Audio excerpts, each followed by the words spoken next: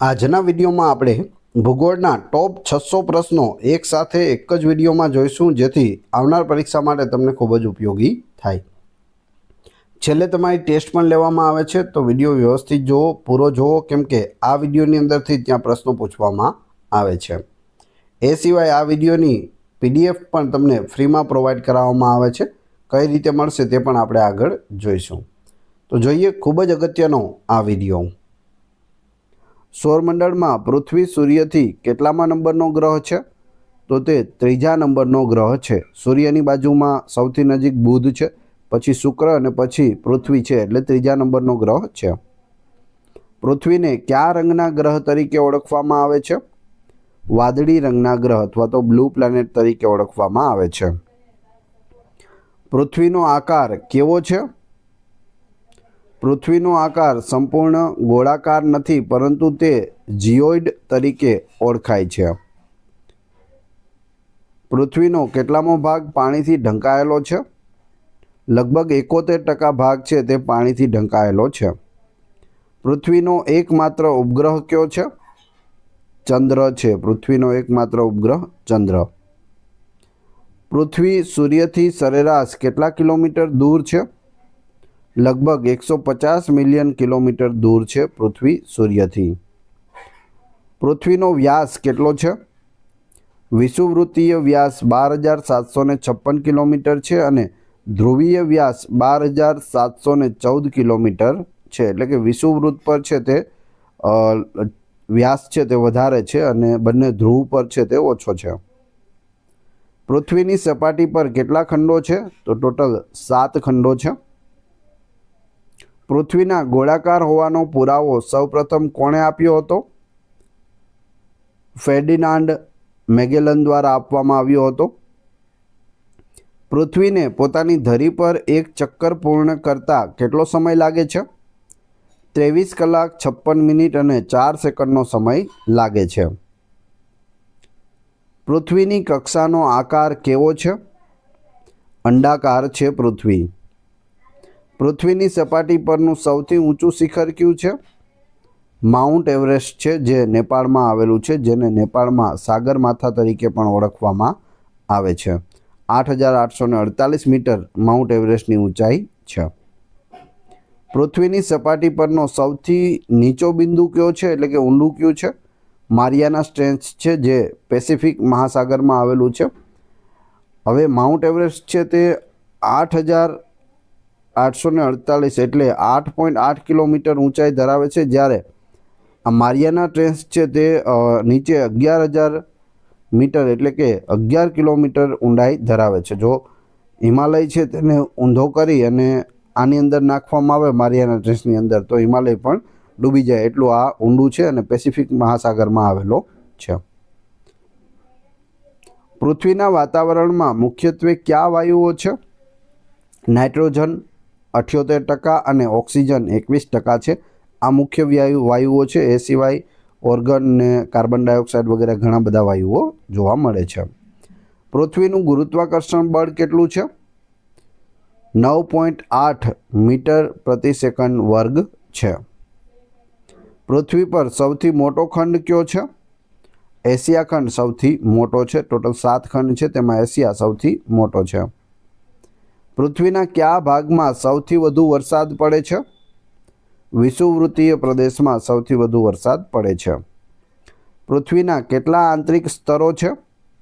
3 છે. ઉપરનો છે તે પોપડો, એની નીચે મેન્ટલ આવે છે અને એની નીચે કોર હોય છે. એના પણ પેટા પ્રકાર પણ હોય છે. પૃથ્વીના પોપડાનો મુખ્ય ઘટક શું છે? સિલિકા અને એલ્યુમિનિયમ છે. પૃથ્વીના મેન્ટલનો મુખ્ય ઘટક શું છે? સિલિકા અને મેગ્નેશિયમ છે. પૃથ્વીના કોરનો મુખ્ય ઘટક શું છે? નિકલ અને લોખંડ છે. પૃથ્વી પર દિવસ અને રાત કોના કારણે થાય છે? પૃથ્વીની દૈનિક ગતિ એટલે કે ધરી ભ્રમણના કારણે દિવસ રાત થાય છે. પૃથ્વી પર ઋતુઓ કોના કારણે થાય છે? પૃથ્વીની વાર્ષિક ગતિ એટલે કે પરિક્રમણ અને ધરીનમન બંનેના કારણે થાય છે. પૃથ્વી પર સૌથી લાંબો દિવસ કયો છે? 21 જૂન ઉત્તર ગોળાર્ધમાં હોય છે સૌથી લાંબો દિવસ. પૃથ્વી પર સૌથી લાંબી રાત્રિ કઈ છે? 22 ડિસેમ્બર ઉત્તર ગોળાર્ધમાં. પૃથ્વીની મુખ્ય કેટલી ગતિ છે?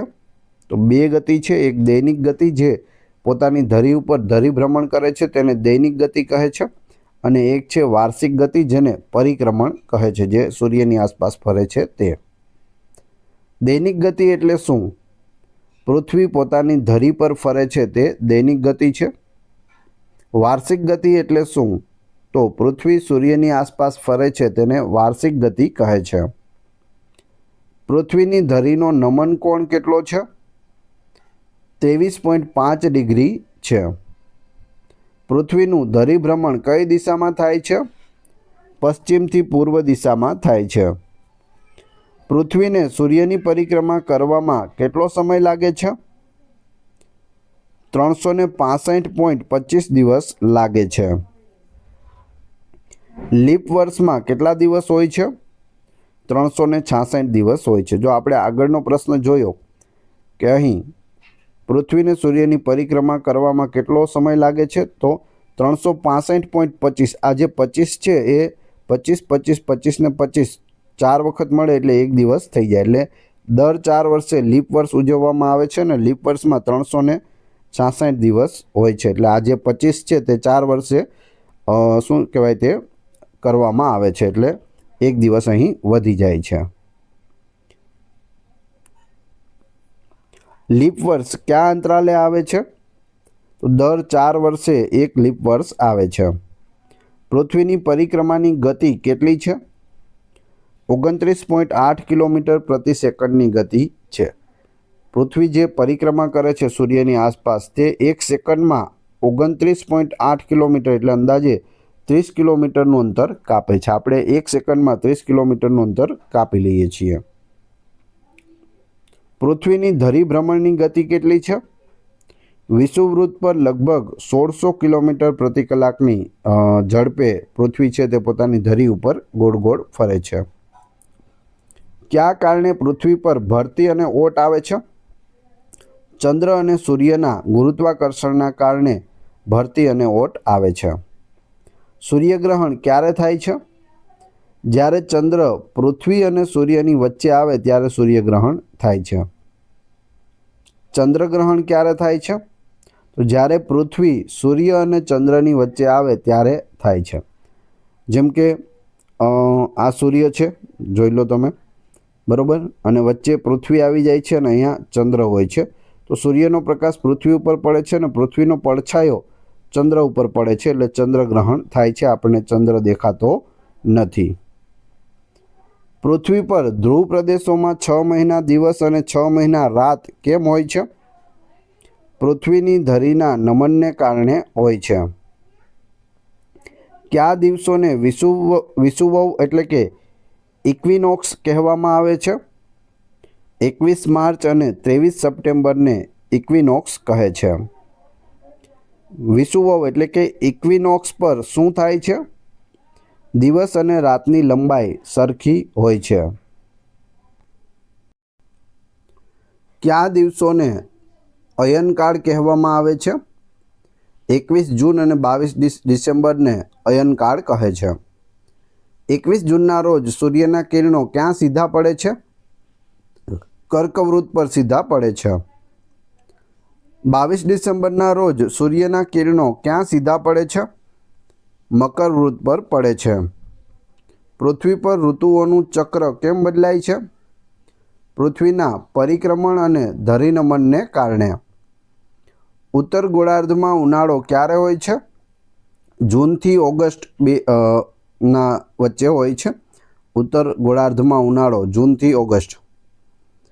દક્ષિણ ગોળાર્ધમાં ઉનાળો ક્યારે હોય છે? ડિસેમ્બરથી ફેબ્રુઆરીમાં હોય છે. પરિભ્રમણ અને પરિક્રમણ વચ્ચે શું તફાવત છે? પરિભ્રમણ એટલે પોતાની ધરી પર ફરવું તે, અને પરિક્રમણ એટલે બીજા પદાર્થની આસપાસ ફરવું તે.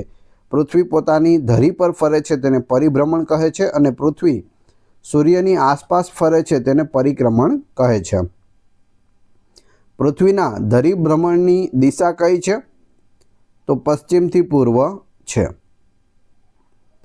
પૃથ્વીના પરિક્રમણની દિશા કઈ છે? પશ્ચિમથી પૂર્વ. પૃથ્વી સૂર્યથી સૌથી વધુ દૂર ક્યારે હોય છે? 4 જુલાઈના રોજ હોય છે. જ્યારે અપસોર હોય ત્યારે પૃથ્વી સૂર્યથી સૌથી વધુ દૂર હોય છે. પૃથ્વી સૂર્યથી સૌથી નજીક ક્યારે હોય છે? 3 જાન્યુઆરીના રોજ, જેને ઉપસોર કહે છે. અપસોર અને ઉપસોર બંને યાદ રાખજો, 4 જુલાઈ અને 3 જાન્યુઆરી.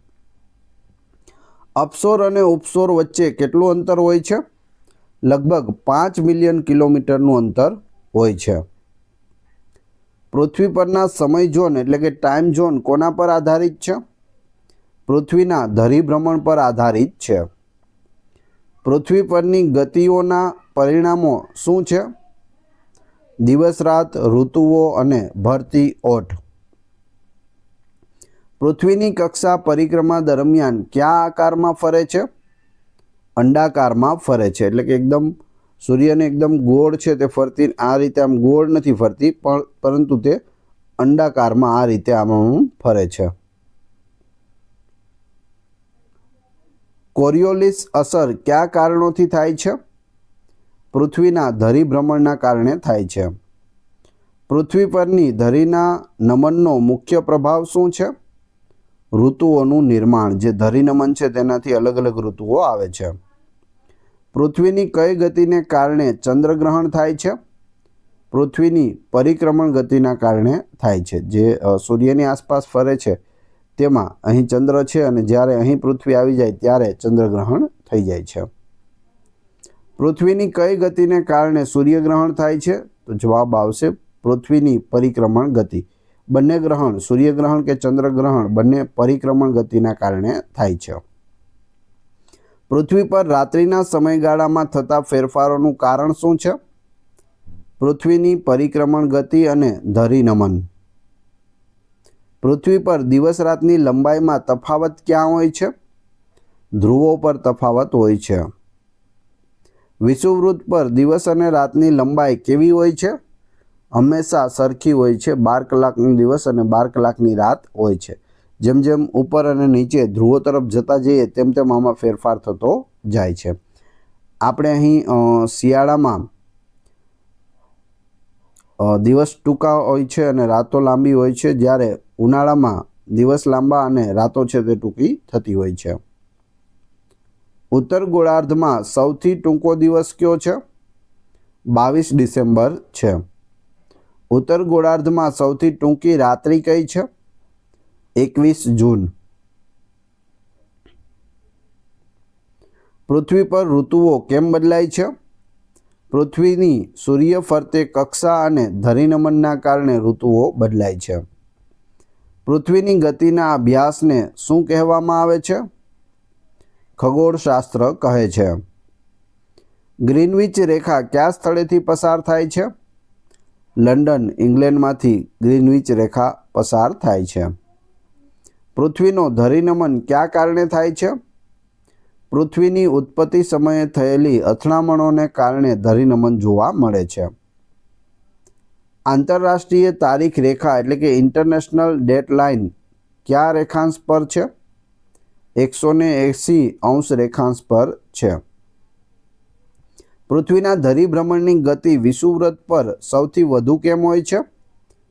તે વિસ્તાર સૌથી પહોળો છે એટલા માટે. પૃથ્વી પર ગુરુત્વાકર્ષણ બળ ધ્રુવો પર કેવું હોય છે? તો સૌથી વધુ ધ્રુવો પર હોય છે. દક્ષિણ ધ્રુવ અને ઉત્તર ધ્રુવ પર વધારે ગુરુત્વાકર્ષણ હોય છે. પૃથ્વી પર ગુરુત્વાકર્ષણ બળ વિષુવવૃત્ત પર કેવું હોય છે? સૌથી ઓછું હોય છે. તો એ યાદ રાખજો, વિષુવવૃત્ત વચ્ચેથી પસાર થાય છે તો તેમાં ઓછું હોય છે અને બંને ધ્રુવો તરફ જેમ જેમ જતા જઈએ તેમ તેમ ગુરુત્વાકર્ષણ બળ છે તે વધતું જાય છે. પૃથ્વીની સૂર્યની આસપાસની ગતિને શું કહેવાય છે? પરિક્રમણ એટલે કે રિવોલ્યુશન કહેવાય છે. પૃથ્વીની પોતાની ધરી પરની ગતિને શું કહેવાય છે? ધરીભ્રમણ કહેવાય છે એટલે કે રોટેશન કહેવાય છે. પૃથ્વીની કક્ષાની લંબાઈ કેટલી છે? લગભગ 940 મિલિયન કિલોમીટર છે. પૃથ્વીનું દ્રવ્યમાન કેટલું છે? 5.97 × 1024 કિલોમીટર છે. પૃથ્વીની સપાટી પરનું તાપમાન સરેરાશ કેટલું હોય છે? સરેરાશ તાપમાન અહીં પૂછેલું છે તો 15°C હોય છે. જેને ફેરનહીટમાં પૂછે તો પણ યાદ રાખજો 59° ફેરનહીટ હોય છે. તો બંને સેલ્સિયસ અને ફેરનહીટ બંને યાદ રાખી લેજો. આ સરેરાશ છે. અમુક જગ્યાએ વધુ હોય, અમુક જગ્યાએ ઓછું હોય, માઇનસમાં પણ હોય.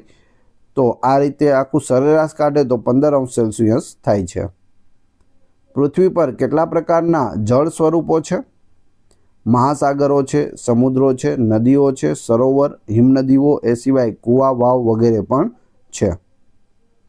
પૃથ્વીના સૌથી મોટા મહાસાગરનું નામ શું છે? તો એ છે પેસિફિક મહાસાગર. પૃથ્વીના સૌથી નાના મહાસાગરનું નામ શું છે? આર્કટિક મહાસાગર. પૃથ્વીના કયા ભાગમાં ઓઝોન સ્તર આવેલું છે? સ્ટ્રેટોસ્ફિયરમાં ઓઝોન સ્તર આવેલું છે. પૃથ્વી પરના જીવન માટે ઓઝોન સ્તરનું શું મહત્વ છે? તે સૂર્યના હાનિકારક અલ્ટ્રાવાયોલેટ કિરણોથી આપણને રક્ષણ આપે છે. પૃથ્વી પરના ભૂમિખંડોના વિભાજનને શું કહેવાય છે? પ્લેટ ટેક્ટોનિક્સ કહેવાય છે. પૃથ્વી પરનું ભૂમિખંડીય વહેવાટ કયા કારણે થાય છે? મેન્ટલમાં રહેલા પ્રવાહના કારણે થાય છે. પૃથ્વી પર ધરતીકંપ કયા કારણે થાય છે? ટેક્ટોનિક પ્લેટ્સની હિલચાલને કારણે થાય છે. જ્વાળામુખી ફાટવા પાછળનું મુખ્ય કારણ શું છે? પૃથ્વીના મેન્ટલમાંથી બહાર આવતો લાવા છે. પૃથ્વી પરના વાતાવરણના સ્તરો કયા કયા છે? ટ્રોપોસ્ફિયર, સ્ટ્રેટોસ્ફિયર, મેસોસ્ફિયર, થર્મોસ્ફિયર અને એક્ઝોસ્ફિયર. આ 5 છે વાતાવરણના સ્તરો. પૃથ્વીનું હવામાન કયા સ્તરમાં હોય છે? ટ્રોપોસ્ફિયરમાં આપણું હવામાન રહેલું હોય છે. પૃથ્વીનો સૌથી નજીકનો ગ્રહ કયો છે? તો તે શુક્ર છે. પૃથ્વીની સૌથી દૂરનો ગ્રહ કયો છે? નેપચ્યુન છે. અહીં ગ્રહોની આપણે વાત કરીએ તો અહીં સૂર્ય છે, સૂર્યની બાજુમાં બુધ છે, પછી શુક્ર છે, અહીં આપણી પૃથ્વી છે, પછી મંગળ છે, ગુરુ છે, શનિ, યુરેનસ અને નેપચ્યુન. તો આ રીતે ગ્રહો છે તે ગોઠવાયેલા છે. સૂર્યથી સૌથી નજીક બુધ છે, સૌથી દૂર નેપચ્યુન છે, પૃથ્વીની સૌથી નજીક શુક્ર છે અને સૌથી દૂર નેપચ્યુન છે. તો આ રીતે તમે અલગ અલગ કરી શકો. સૌથી મોટો ગ્રહ છે તે ગુરુ ગ્રહ છે. વલયોવાળો ગ્રહ, વધુ વલયોવાળો ગ્રહ છે તે શનિ છે. તો આ રીતે અલગ અલગ ઘણા બધા પ્રશ્નો બને છે. પૃથ્વી પરની સૌથી ઊંડી ખાઈ કઈ છે? મારિયાના ટ્રેન્ચ છે. પૃથ્વી પરની સૌથી મોટી ખીણ કઈ છે? ગ્રાન્ડ કેનિયન ખીણ છે. પૃથ્વી પરના સૌથી મોટા રણનું નામ શું છે? એન્ટાર્કટિકા રણ. પૃથ્વી પરના સૌથી મોટા જંગલનું નામ શું છે? Amazon rain forest. પૃથ્વી પરનું સૌથી મોટું મીઠા પાણીનું સરોવર કયું છે? સુપિરિયર સરોવર છે. પૃથ્વી પરની સૌથી લાંબી નદી કઈ છે? નાઇલ નદી છે. પૃથ્વી પરની સૌથી મોટી નદી કઈ છે? એમેઝોન નદી છે. પૃથ્વી પરના સૌથી ઊંચી પર્વતમાળાનું નામ શું છે? હિમાલય છે, જેમાં માઉન્ટ એવરેસ્ટ આવેલું છે. પૃથ્વીને જીવંત ગ્રહ કેમ કહેવાય છે? કારણ કે અહીં પાણી, વાતાવરણ અને જીવન માટે અનુકૂળ પરિસ્થિતિઓ છે, એટલે તેને જીવંત ગ્રહ કહે છે. પૃથ્વીની સપાટી પરના મુખ્ય ભૂમિ સ્વરૂપો કયા છે? પર્વતો, ઉચ્ચ પ્રદેશો અને મેદાનો છે. પર્વતોનું નિર્માણ કેવી રીતે થાય છે? પ્લેટ ટેક્ટોનિક હલનચલનના કારણે, જ્વાળામુખી પ્રવૃત્તિઓ અને ધોવાણથી પણ થાય છે. ગેડી પર્વતનું ઉદાહરણ આપો. ગેડી પર્વત કયો છે? તો હિમાલય અને આલ્પ્સ તે બંને ગેડી પર્વત છે. ફોલ્ડ માઉન્ટેન્સ જેને કહે છે તે. જ્વાળામુખી પર્વત એટલે કે વોલ્કેનિક માઉન્ટેનનું ઉદાહરણ આપો. તો તે છે માઉન્ટ ફુજીયામા જે જાપાનમાં આવેલો છે અને માઉન્ટ કિલીમાંજારો જે આફ્રિકામાં આવેલો છે. આફ્રિકાનો સૌથી ઊંચો પર્વત છે કિલીમાંજારો. ખંડ પર્વત એટલે કે બ્લોક માઉન્ટેન એટલે શું? જમીનના ભાગો ઉપર ઊંચકાઈને કે નીચે બેસી જવાથી બનેલા પર્વતો, ઉદાહરણ તરીકે વિંધ્ય અને સાતપુડા પર્વતો. ઉચ્ચ પ્રદેશો કોને કહેવાય છે? આસપાસના વિસ્તાર કરતાં ઊંચાઈ ધરાવતા અને સપાટીવાળા ભૂમિભાગોને ઉચ્ચ પ્રદેશો કહે છે. દખ્ખણનો ઉચ્ચ પ્રદેશ કયા પ્રકારનો છે? જ્વાળામુખી ઉચ્ચ પ્રદેશ છે. મેદાનોનું નિર્માણ કેવી રીતે થાય છે? નદીઓ, પવનો, હિમનદીઓ દ્વારા થતા ધોવાણ અને નિક્ષેપણથી મેદાનોનું નિર્માણ થાય છે. નિક્ષેપિત મેદાનનું ઉદાહરણ આપો. ગંગા અને યમુનાના મેદાનો જે ઉત્તરમાં આવેલા છે તે. પૃથ્વી પર સૌથી ઊંચો પર્વત કયો છે? હિમાલય છે અને તેમાંનું શિખર માઉન્ટ એવરેસ્ટ છે તે સૌથી ઊંચું છે. પૃથ્વી પર સૌથી મોટો ઉચ્ચ પ્રદેશ કયો છે? તિબેટનો ઉચ્ચ પ્રદેશ. રણ પ્રદેશો કયા પ્રકારના ભૂમિ સ્વરૂપો છે? મેદાની વિસ્તાર છે. ભારતના રણ પ્રદેશનું નામ શું છે? થારનું રણ છે. સમુદ્ર સપાટીથી પર્વતોની સરેરાશ ઊંચાઈ કેટલી હોય છે? 900 મીટરથી વધુ. ફાટખીણ એટલે કે રિફ્ટ વેલી એટલે શું? પૃથ્વીના પોપડામાં તિરાડ પડવાથી બનેલી ખીણને રિફ્ટ વેલી કહે છે. ફાટખીણનું ઉદાહરણ આપો. નર્મદા અને તાપી નદીની ખીણ છે તેને રિફ્ટ વેલી કહે છે. દ્વીપ સમૂહ એટલે શું? એકબીજાની નજીક આવેલા ટાપુઓનો સમૂહ તેને દ્વીપ સમૂહ કહે છે. દ્વીપ સમૂહનું ઉદાહરણ આપો. અંડમાન અને નિકોબાર એ સિવાય લક્ષદ્વીપ એ બધા દ્વીપ સમૂહો છે. ભૂશીર એટલે શું? જમીનનો સાંકડો ભાગ જે સમુદ્રમાં લંબાયેલો હોય તેને ભૂશીર કહે છે. જમીનનો કોઈ ભાગ છે અને તે આ રીતે સમુદ્રની અંદર લંબાવેલો હોય, જતો હોય, તેને શું કહેવાય? ભૂશીર કહેવાય. ભૂશીરનું ઉદાહરણ આપો. કેપ કોમોરિન જે કન્યાકુમારીમાં આવેલું છે તે એક ભૂશીર છે. વાતાવરણ એટલે શું? પૃથ્વીની આસપાસ વીંટળાયેલું હવા અને વાયુઓનું આવરણને વાતાવરણ કહે છે. વાતાવરણમાં કયા મુખ્ય વાયુઓ છે? નાઇટ્રોજન, ઓક્સિજન અને ઓર્ગોન આ 3 વાયુઓ મુખ્ય હોય છે. સૌથી વધુ પ્રમાણમાં 78% નાઇટ્રોજન છે અને 21% ઓક્સિજન છે. વાતાવરણમાં નાઇટ્રોજનનું પ્રમાણ કેટલું છે? તો 78% નાઇટ્રોજન રહેલું છે. વાતાવરણમાં ઓક્સિજનનું પ્રમાણ કેટલું છે? 21% હોય છે. ઓઝોન સ્તર વાતાવરણના કયા સ્તરમાં આવેલો છે? સ્ટ્રેટોસ્ફિયર એટલે કે સમતાપ આવરણમાં આવેલું છે ઓઝોન સ્તર. વાતાવરણનો સૌથી નીચેનો સ્તર કયો છે?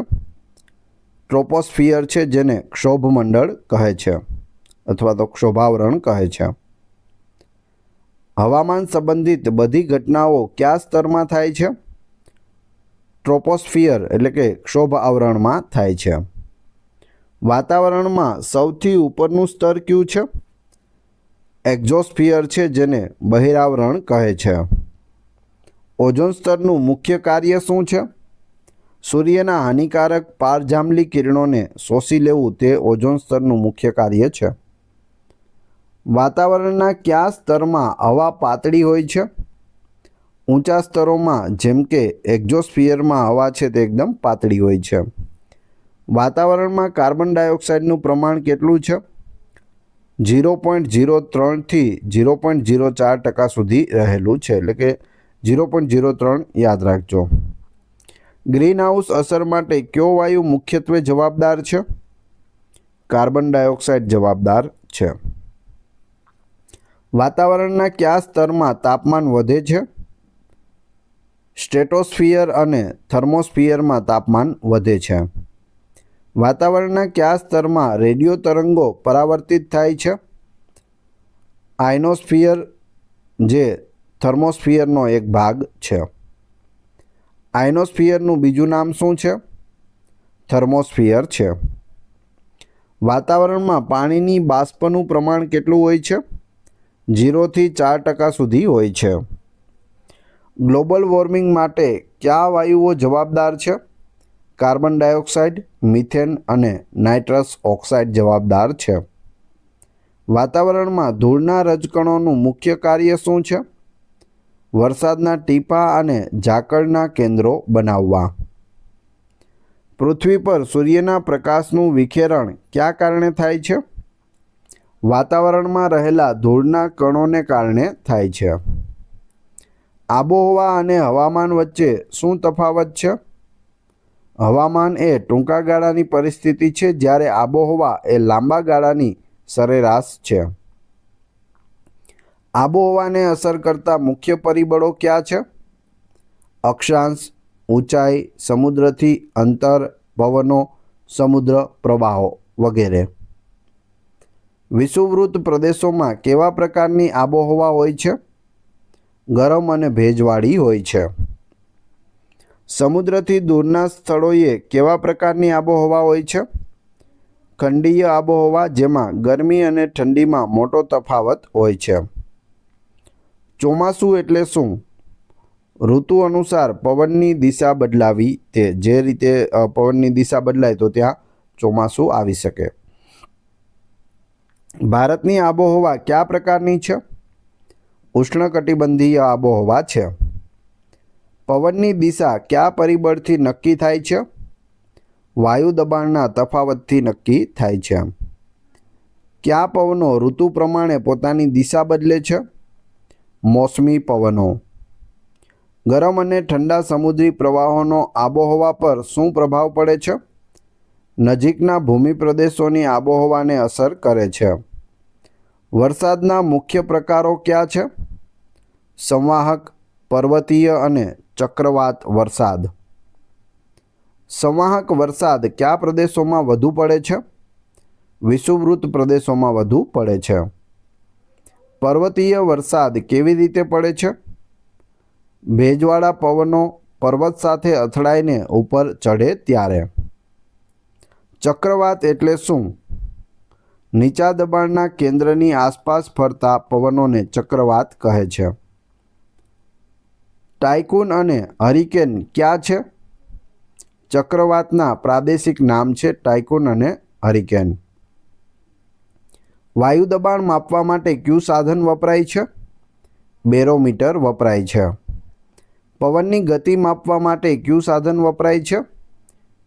એનિમોમીટર વપરાય છે. જો વાયુ દબાણ બેરોમીટર, પર પવનની ગતિ હોય તો એનિમોમીટર યાદ રાખજો. વાતાવરણની આબોહવા પર માનવ પ્રવૃત્તિઓનો શું પ્રભાવ પડે છે?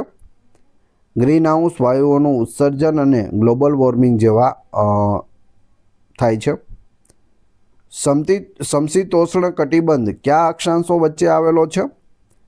23.5 અંશથી 66.5 અક્ષાંશ વચ્ચે આવેલો છે.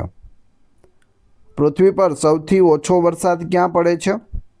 ધ્રુવીય પ્રદેશો અને રણ પ્રદેશોમાં પડે છે. પૃથ્વી પર સૌથી વધુ વરસાદ ક્યાં પડે છે?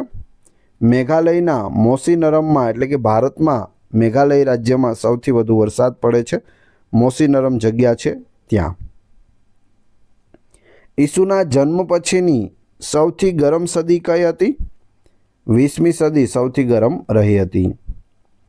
ભૂમધ્ય સમુદ્રના પ્રદેશોમાં ક્યારે વરસાદ પડે છે? શિયાળામાં પડે છે. ભારતમાં સૌથી વધુ વરસાદ કયા પવનોથી પડે છે? નૈઋત્યના મોસમી પવનોથી. પૃથ્વી પરનું સરેરાશ તાપમાન કેટલું છે? લગભગ 15 ડિગ્રી સેલ્સિયસ છે. ફેરનહીટમાં પૂછે તો 59 ફેરનહીટ થશે. ગ્રીનહાઉસ અસર એટલે શું? વાતાવરણમાં રહેલા વાયુઓ દ્વારા સૂર્યની ગરમીને શોષી લેવાથી પૃથ્વી ગરમ રહેવાની પ્રક્રિયાને ગ્રીનહાઉસ અસર કહે છે. જલચક્ર એટલે કે વોટર સાયકલ એટલે શું? પૃથ્વી પરથી પાણીનું બાષ્પીભવન, વાદળ બનવા અને વરસાદ રૂપે પાછું ફરવું તેને જલચક્ર કહે છે. જલચક્ર વિશે આપણે વાત કરીએ તો જે અહીં સમુદ્રમાં પાણી છે અથવા પૃથ્વી પર પાણી રહેલું છે ત્યાંથી તેનું બાષ્પીભવન થાય છે. બાષ્પીભવન થયા પછી ઉપર જાય છે વરાળ રૂપે અને ત્યાં શું થાય છે? વાદળ બને છે, વાદળો બને છે અને પછી વરસાદ સ્વરૂપે તે ફરીથી પૃથ્વી પર આવે છે, દરેક જગ્યાએ પડે છે અને તે પાછા ફરીથી સમુદ્રમાં જાય છે. તો આ જલચક્ર છે, એક ચક્ર બનાવેલું છે જે ચાલ્યા કરે છે. શું થાય? ઉનાળામાં બાષ્પીભવન થાય પાણીમાંથી અને વાદળો બને. વાદળો બન્યા પછી તે ફરીથી વરસે અને ફરીથી સમુદ્રમાં પાણી જાય છે. હવાના દબાણના મુખ્ય પટ્ટાઓ કયા છે? વિષુવવૃત્તીય નીચા દબાણનો પટ્ટો, ઉપોષ્ણ કટિબંધીય ઊંચા દબાણનો પટ્ટો. આ બે પટ્ટા છે જે હવાના દબાણના મુખ્ય પટ્ટાઓ છે. વાતાવરણમાં ધુમ્મસ કેવી રીતે બને છે? શિયાળામાં તમે જોઈ હશે. ઠંડી હવાના સંપર્કમાં ભેજ આવે ત્યારે ધુમ્મસ બને છે. સૂર્યની ગરમીને પૃથ્વી પર આવતા કેટલો સમય લાગે છે? 8 મિનિટ અને 20 સેકન્ડ લાગે છે. કયા પવનો વ્યાપારી પવનો તરીકે ઓળખાય છે? પૂર્વીય પવનો એટલે કે ટ્રેડ વાઇન્ડ્સ છે તે વ્યાપારી પવનો તરીકે ઓળખાય છે. ધ્રુવીય પ્રદેશોમાં કેવા પ્રકારની આબોહવા હોય છે? ઠંડી અને શુષ્ક હોય છે. વાતાવરણમાં ભેજનું પ્રમાણ માપવા માટે કયું સાધન વપરાય છે? હાઇગ્રોમીટર વપરાય છે. વાદળો બનવાની પ્રક્રિયા કયા સિદ્ધાંત પર આધારિત છે? ઘનીકરણ પર આધારિત છે. પૃથ્વીના વાતાવરણને સૌથી વધુ ગરમી કયા ભાગથી મળે છે? પૃથ્વીની સપાટીથી મળે છે. આબોહવા પરિવર્તનનું મુખ્ય કારણ શું છે? માનવ પ્રવૃત્તિઓ છે. અલ નીનો એટલે શું? અલ નીનો જવાબ આવશે પૂર્વ પ્રશાંત મહાસાગરમાં ગરમ સમુદ્ર પ્રવાહનો ઉદ્ભવ થવો તેને અલ નીનો કહે છે. ભારતમાં કયા મહિનામાં સૌથી વધુ વરસાદ પડે છે? જુલાઈ અને ઓગસ્ટમાં સૌથી વધુ વરસાદ પડે છે. કયા પ્રકારના પવનોને રોરિંગ ફોર્ટીઝ કહેવામાં આવે છે? 40° દક્ષિણ અક્ષાંશ પર ફૂંકાતા પશ્ચિમી પવનોને. વાતાવરણના કયા સ્તરમાં જેટ વિમાનો ઉડે છે? સ્ટ્રેટોસ્ફિયરમાં ઉડે છે જેટ વિમાનો. પૃથ્વીના કયા ભાગમાં દિવસ અને રાતનું તાપમાન સૌથી વધુ અલગ હોય છે? રણ પ્રદેશોમાં અલગ હોય છે. રાત્રે ખૂબ ઠંડી હોય, દિવસના ખૂબ તાપમાન વધી જાય છે. વાતાવરણમાં ભેજનું મુખ્ય સ્ત્રોત શું છે? જળાશયો, નદીઓ અને મહાસાગરો છે. વાયુ દબાણ કયા પરિબળ પર આધાર રાખે છે? ઊંચાઈ અને તાપમાન પર આધાર રાખે છે. પૃથ્વી પર વાતાવરણની હાજરીનું મુખ્ય કારણ શું છે? પૃથ્વીનું ગુરુત્વાકર્ષણ બળ. ધૂળના કણો અને ધુમાડો કયા સ્તરમાં જોવા મળે છે? ટ્રોપોસ્ફિયરમાં જોવા મળે છે. ઉષ્ણકટિબંધીય ચક્રવાતનું નિર્માણ ક્યાં થાય છે? ગરમ સમુદ્રોમાં થાય છે. આબોહવામાં ફેરફારનું એક ઉદાહરણ આપો. ગ્લેશિયર પીગળવા તે આબોહવામાં ફેરફાર થવાનું એક ઉદાહરણ છે. ભારતમાં ચોમાસાની શરૂઆત કયા રાજ્યમાં થાય છે? કેરળ રાજ્યમાં થાય છે. વાતાવરણમાં ગરમીનું મુખ્ય માધ્યમ શું છે? કિરણોત્સર્ગ અને સંવહન. કયા વાયુને પૃથ્વીનું ધાબળું કહેવામાં આવે છે? કાર્બન ડાયોક્સાઇડને પૃથ્વીનું ધાબળું કહે છે. આબોહવાને આધારે પૃથ્વીને કેટલા ભાગમાં વહેંચી શકાય? ઉષ્ણકટિબંધીય, સમશીતોષ્ણ અને શીતકટિબંધીય 3 ભાગમાં વહેંચી શકાય. ઓઝોન સ્તરના ઘટાડાનું મુખ્ય કારણ શું છે? ક્લોરોફ્લોરોકાર્બન, CFC કાર્બન જે એસીમાં અને આપણા રેફ્રિજરેટરમાં છે તે લાગેલું હોય છે તેમાંથી નીકળે છે. ક્લોરોફ્લોરોકાર્બન, CFC તેનું ટૂંકું નામ છે. પૃથ્વીના વાતાવરણની ગેરહાજરીમાં શું થાય છે? દિવસ અતિશય ગરમ અને રાત અતિશય ઠંડી બની જાય. જો પૃથ્વી ઉપર વાતાવરણ ન હોય તો શું થાય? તો દિવસ અતિશય ગરમ હોય, સૂર્યનો સીધો તાપ છે તે પૃથ્વી પર પડે એટલે આનું જે તાપમાન છે પૃથ્વીનું તે ખૂબ જ વધી જાય અને રાત્રે છે તે એકદમ અતિશય ઠંડી પડે, માઇનસમાં છે તે ચાલ્યું જાય. ભૂમધ્ય સમુદ્રની આબોહવાની વિશેષતા શું છે? ગરમ અને શુષ્ક ઉનાળો, હળવો અને ભેજવાળો શિયાળો.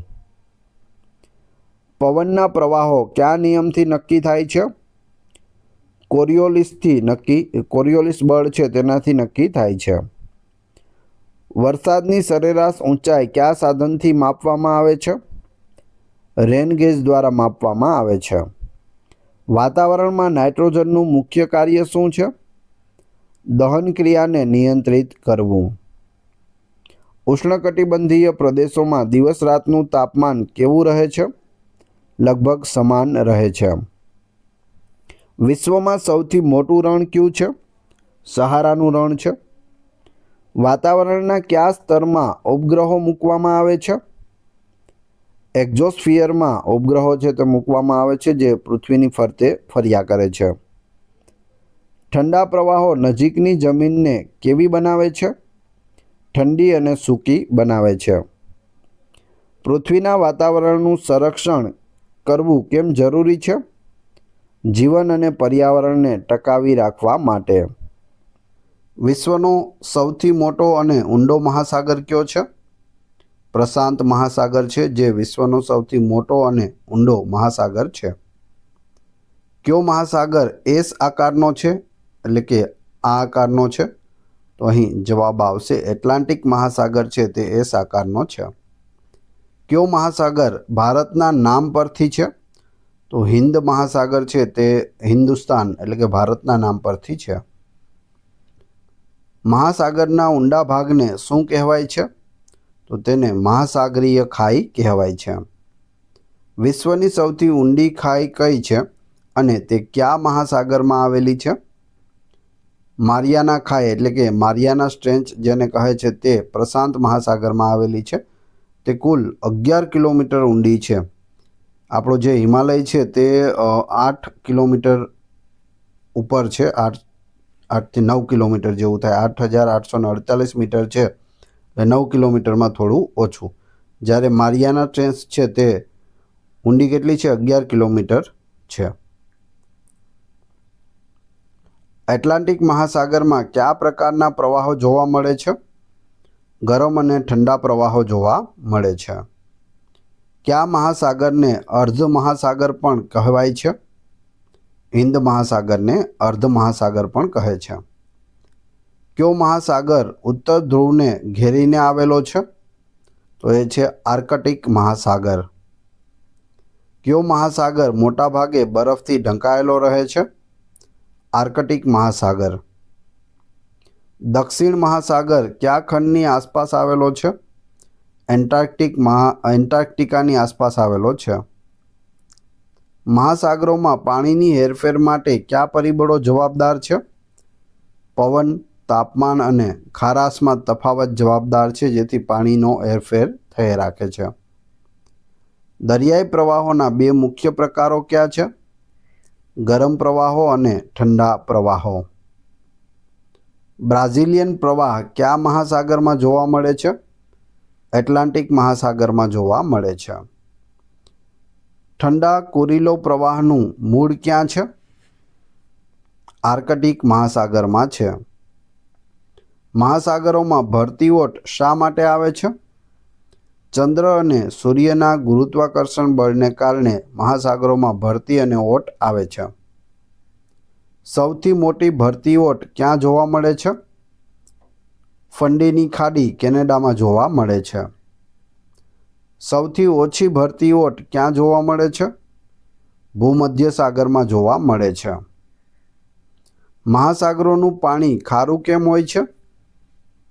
નદીઓ દ્વારા લાવવામાં આવતા ક્ષાર અને ખનિજોને કારણે તેનું પાણી છે તે ખારું હોય છે. મહાસાગરનું સરેરાશ તાપમાન કેટલું હોય છે? 17.2 ડિગ્રી સેલ્સિયસ હોય છે. મહાસાગરના પાણીની ખારાશ માપવા માટે કયા એકમનો ઉપયોગ થાય છે? PPT એટલે કે પાર્ટ્સ પર થાઉઝન્ડનો ઉપયોગ થાય છે. વર્તમાનમાં કેટલા મહાસાગરો અસ્તિત્વમાં છે? તો 5 મહાસાગર છે. પ્રશાંત મહાસાગર, એટલાન્ટિક મહાસાગર, હિન્દ મહાસાગર, દક્ષિણ મહાસાગર અને આર્કટિક મહાસાગર. ખંડ પૂછે તો 7 અને મહાસાગરો પૂછે તો 5. પાંચમો મહાસાગર ક્યારે માન્ય થયો? 2000ની સાલમાં માન્ય કરવામાં આવ્યો. 2000 પહેલાં કેટલા હતા? 4 હતા. પાંચમો ક્યારે બન્યો? 2000માં. સમુદ્ર સપાટીથી ઊંડાઈ માપવા માટે કયા સાધનનો ઉપયોગ થાય છે? ફેથોમીટરનો ઉપયોગ થાય છે. ગ્રેટ બેરિયર રીફ કયા મહાસાગરમાં આવેલી છે? પ્રશાંત મહાસાગરમાં આવેલી છે. સરગાસો સમુદ્ર કયા મહાસાગરમાં આવેલો છે? એટલાન્ટિક મહાસાગરમાં છે સરગાસો સમુદ્ર. દરિયાઈ સંસાધનોના મુખ્ય પ્રકારો કયા છે? જૈવિક એટલે કે માછલી અને અજૈવિક એટલે ખનિજો અને ઉર્જા. માછલી ઉત્પાદનમાં કયો મહાસાગર સૌથી વધુ સમૃદ્ધ છે? એટલાન્ટિક મહાસાગરમાં સૌથી વધુ માછલીઓ મળે છે. સૌથી વધુ ખારાશ ધરાવતો સમુદ્ર કયો છે? મૃત સાગર એટલે કે ડેડ સી. મૃત સાગર છે તેમાં આપણે માણસ કોઈ પડીએ તો ડૂબતા નથી. જેને તરતા ના આવડતું હોય તે પણ મૃત સાગર પર તરે છે, કેમ કે તેમાં ખારાશનો સૌથી વધુ પ્રમાણ છે તે રહેલું છે, તેથી માણસો પણ તેમાં ડૂબતા નથી. પેટ્રોલિયમ અને કુદરતી વાયુના ભંડાર કયા દરિયાઈ ક્ષેત્રમાંથી મળે છે? ખંડીય છાજલીમાંથી મળે છે પેટ્રોલિયમ અને કુદરતી વાયુના ભંડાર. ભારતમાં કયા દરિયાઈ ક્ષેત્રમાંથી પેટ્રોલિયમ મળે છે? મુંબઈ હાઈ, બોમ્બે હાઈ જેને કહે છે ત્યાંથી મળે છે. સમુદ્રમાંથી કયા મુખ્ય ખનિજો મળે છે? મીઠું, મેગ્નેશિયમ, બ્રોમિન અને પેટ્રોલિયમ છે તે સમુદ્રમાંથી મળે છે. ગુજરાતમાં મીઠાનું સૌથી મોટું ઉત્પાદન કેન્દ્ર ક્યાં છે? ખારાઘોડા કચ્છ ખાતે છે. દરિયાઈ જૈવિક સંસાધનોના ઉદાહરણો આપો. માછલી, ઝીંગા, શંખ, મોતી, દરિયાઈ છોડ વગેરે જૈવિક સંસાધનો છે. દરિયાઈ ઉર્જાના કયા સ્ત્રોતો છે? ભરતીઓટ ઉર્જા અને તરંગ ઉર્જા એ સ્ત્રોત છે. ભારતમાં ભરતીઓટ ઉર્જાનો પ્લાન્ટ ક્યાં આવેલો છે? તો તે કચ્છના અખાતમાં આવેલો છે. દરિયાઈ પરવાળા શું છે? દરિયાઈ જીવોના અવશેષોથી બનેલા ચૂનાના પહાડો છે. પૃથ્વી પરનું સૌથી મોટું પરવાળાનું ક્ષેત્ર કયું છે? ગ્રેટ બેરિયર રીફ છે. કયા દરિયાઈ સંસાધનને નવીનીકરણીય ગણવામાં આવે છે? તો એ છે માછલી અને દરિયાઈ છોડ. કયા દરિયાઈ સંસાધનને બિન નવીનીકરણીય ગણવામાં આવે છે? પેટ્રોલિયમ અને કુદરતી વાયુ. પૃથ્વી પરનું કેટલું પાણી મહાસાગરોમાં આવેલું છે?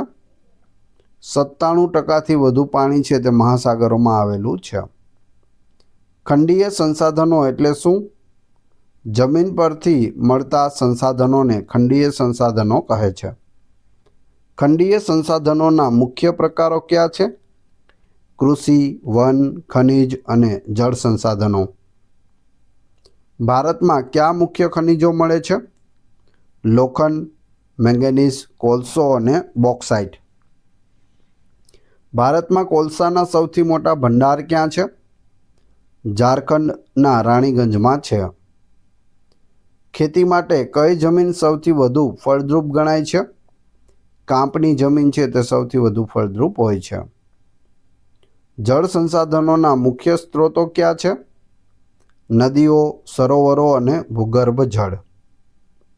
ગુજરાતમાં કયા ખનિજો મોટા પ્રમાણમાં મળે છે? બોક્સાઇટ, ચૂનાનો પથ્થર અને લિગ્નાઇટ. ગુજરાતમાં લિગ્નાઇટ ક્યાંથી મળે છે? કચ્છના પાનંદ્રોમાંથી લિગ્નાઇટનો કોલસો મળે છે. જંગલોમાંથી મળતા સંસાધનોને શું કહેવાય છે? વન સંસાધનો કહેવાય છે. વન સંસાધનોના નામ જણાવો. લાકડું, ઔષધિ, ગુંદર અને બળતણ વગેરે વન સંસાધનો છે. માનવી દ્વારા ઉપયોગમાં લેવાતા ઉર્જાના બિન નવીનીકરણીય સ્ત્રોતો કયા છે? કોલસો, પેટ્રોલિયમ અને કુદરતી વાયુ જે બિન નવીનીકરણીય સ્ત્રોતો છે. નવીનીકરણીય ઉર્જા સ્ત્રોતોના ઉદાહરણ આપો. સૌર ઉર્જા, પવન ઉર્જા, જળ વિદ્યુત ઉર્જા. ભારતમાં કયું રાજ્ય પવન ઉર્જાનું સૌથી મોટું ઉત્પાદક છે? તો એ છે તામિલનાડુ. ખંડીય સંસાધનોના આયોજન માટે કઈ નીતિઓ જરૂરી છે? ટકાઉ વિકાસ અને પર્યાવરણ સુરક્ષા.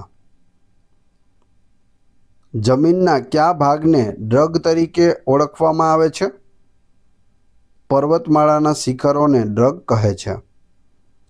વિશ્વની સૌથી લાંબી પર્વતમાળા કઈ છે? એન્ડીઝ પર્વતમાળા છે. વિશ્વનો સૌથી ઊંચો પર્વત કયો છે?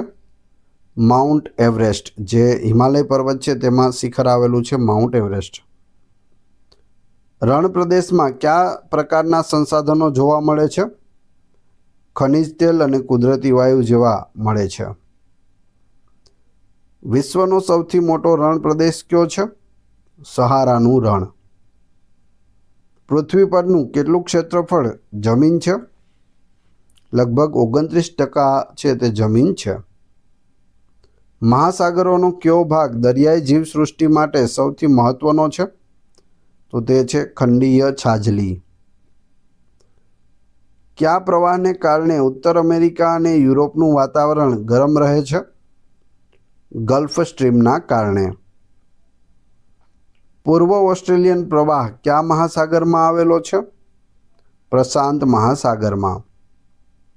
દરિયાઈ જળમાં સૌથી વધુ કયો ક્ષાર જોવા મળે છે? સોડિયમ ક્લોરાઇડ એટલે કે મીઠું છે તે જોવા મળે છે. 2025ના નવા આંકડા મુજબ ભારતનો દરિયા કિનારો કેટલો લાંબો છે? તો જવાબ આવશે 11,098 કિલોમીટર છે. 11,098. અને જૂની લંબાઈની વાત કરીએ તો 7,516 કિલોમીટર હતો. જે જૂની ગણતરી મુજબ 2025 સુધી કેટલો હતો? 7,516 કિલોમીટર. હવે કેટલો છે? 11,098 કિલોમીટર. તો બંને યાદ રાખજો. ગુજરાતના દરિયા કિનારાની પણ વાત કરીએ. 2025ના નવા આંકડા મુજબ ગુજરાતનો દરિયા કિનારો કેટલો લાંબો છે? તો જવાબ આવશે 2,340 કિલોમીટર ગુજરાત છે તે દરિયા કિનારો ધરાવે છે. જૂની લંબાઈ 1,600 કિલોમીટર હતી, તે પણ દેશમાં સૌથી વધુ હતી. અને હાલ 2,340 કિલોમીટર એ પણ બધા રાજ્યોમાં સૌથી વધારે દરિયા કિનારો છે તે ગુજરાત ધરાવે છે. વિશ્વમાં ખનિજ તેલનું સૌથી મોટું ઉત્પાદક રાષ્ટ્ર કયું છે? તો તે અમેરિકા છે. ભારતમાં લોખંડનો સૌથી મોટો ભંડાર કયા રાજ્યમાં છે? ઓડિશા રાજ્યમાં છે. ગોલમટ એટલે શું? મહાસાગરના તળિયે જમા થયેલ કાદવ તેને ગોલમટ કહે છે. કયો સમુદ્ર દક્ષિણ ચીન સાગરના ભાગરૂપે છે? તો એ છે દક્ષિણ ચીન સાગર. પૃથ્વી પર કેટલા ટકા પાણી પીવાલાયક છે? 1% કરતાં પણ ઓછું પાણી છે જે પીવાલાયક છે. પૃથ્વી પરનું કેટલું તાજું પાણી હિમનદીઓમાં છે? લગભગ 70% પાણી છે તે હિમનદીઓમાં છે, એટલે કે બરફ સ્વરૂપે રહેલું છે. ભારતમાં કયું રાજ્ય સોનાનું સૌથી મોટું ઉત્પાદક રાજ્ય છે? તો એ છે કર્ણાટક રાજ્ય. ઉત્તર અને દક્ષિણ અમેરિકાને અલગ કરતો મહાસાગર કયો છે? એટલાન્ટિક અને પ્રશાંત મહાસાગર. મહાસાગરોમાં કયા પ્રકારના પ્રદૂષણ જોવા મળે છે? પ્લાસ્ટિક, તેલ અને રાસાયણિક પ્રદૂષણ છે તે જોવા મળે છે. મહાસાગરના પાણીના ગરમ થવાના મુખ્ય કારણો શું છે?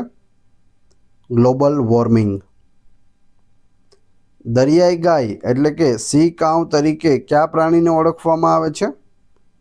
ડુગોંગ નામની માછલી છે તેને દરિયાઈ ગાય કહેવામાં આવે છે. તે શાકાહારી હોય છે, દરિયામાં ઉગતી ઘાસ ખાય છે. આપણા ગુજરાતના દરિયા કિનારે પણ ડુગોંગ છે તે જોવા મળે છે.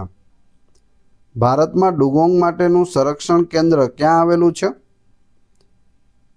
મનાબ, તમિલનાડુ ખાતે આવેલું છે. રણ પ્રદેશના પ્રાણીઓના ઉદાહરણો આપો.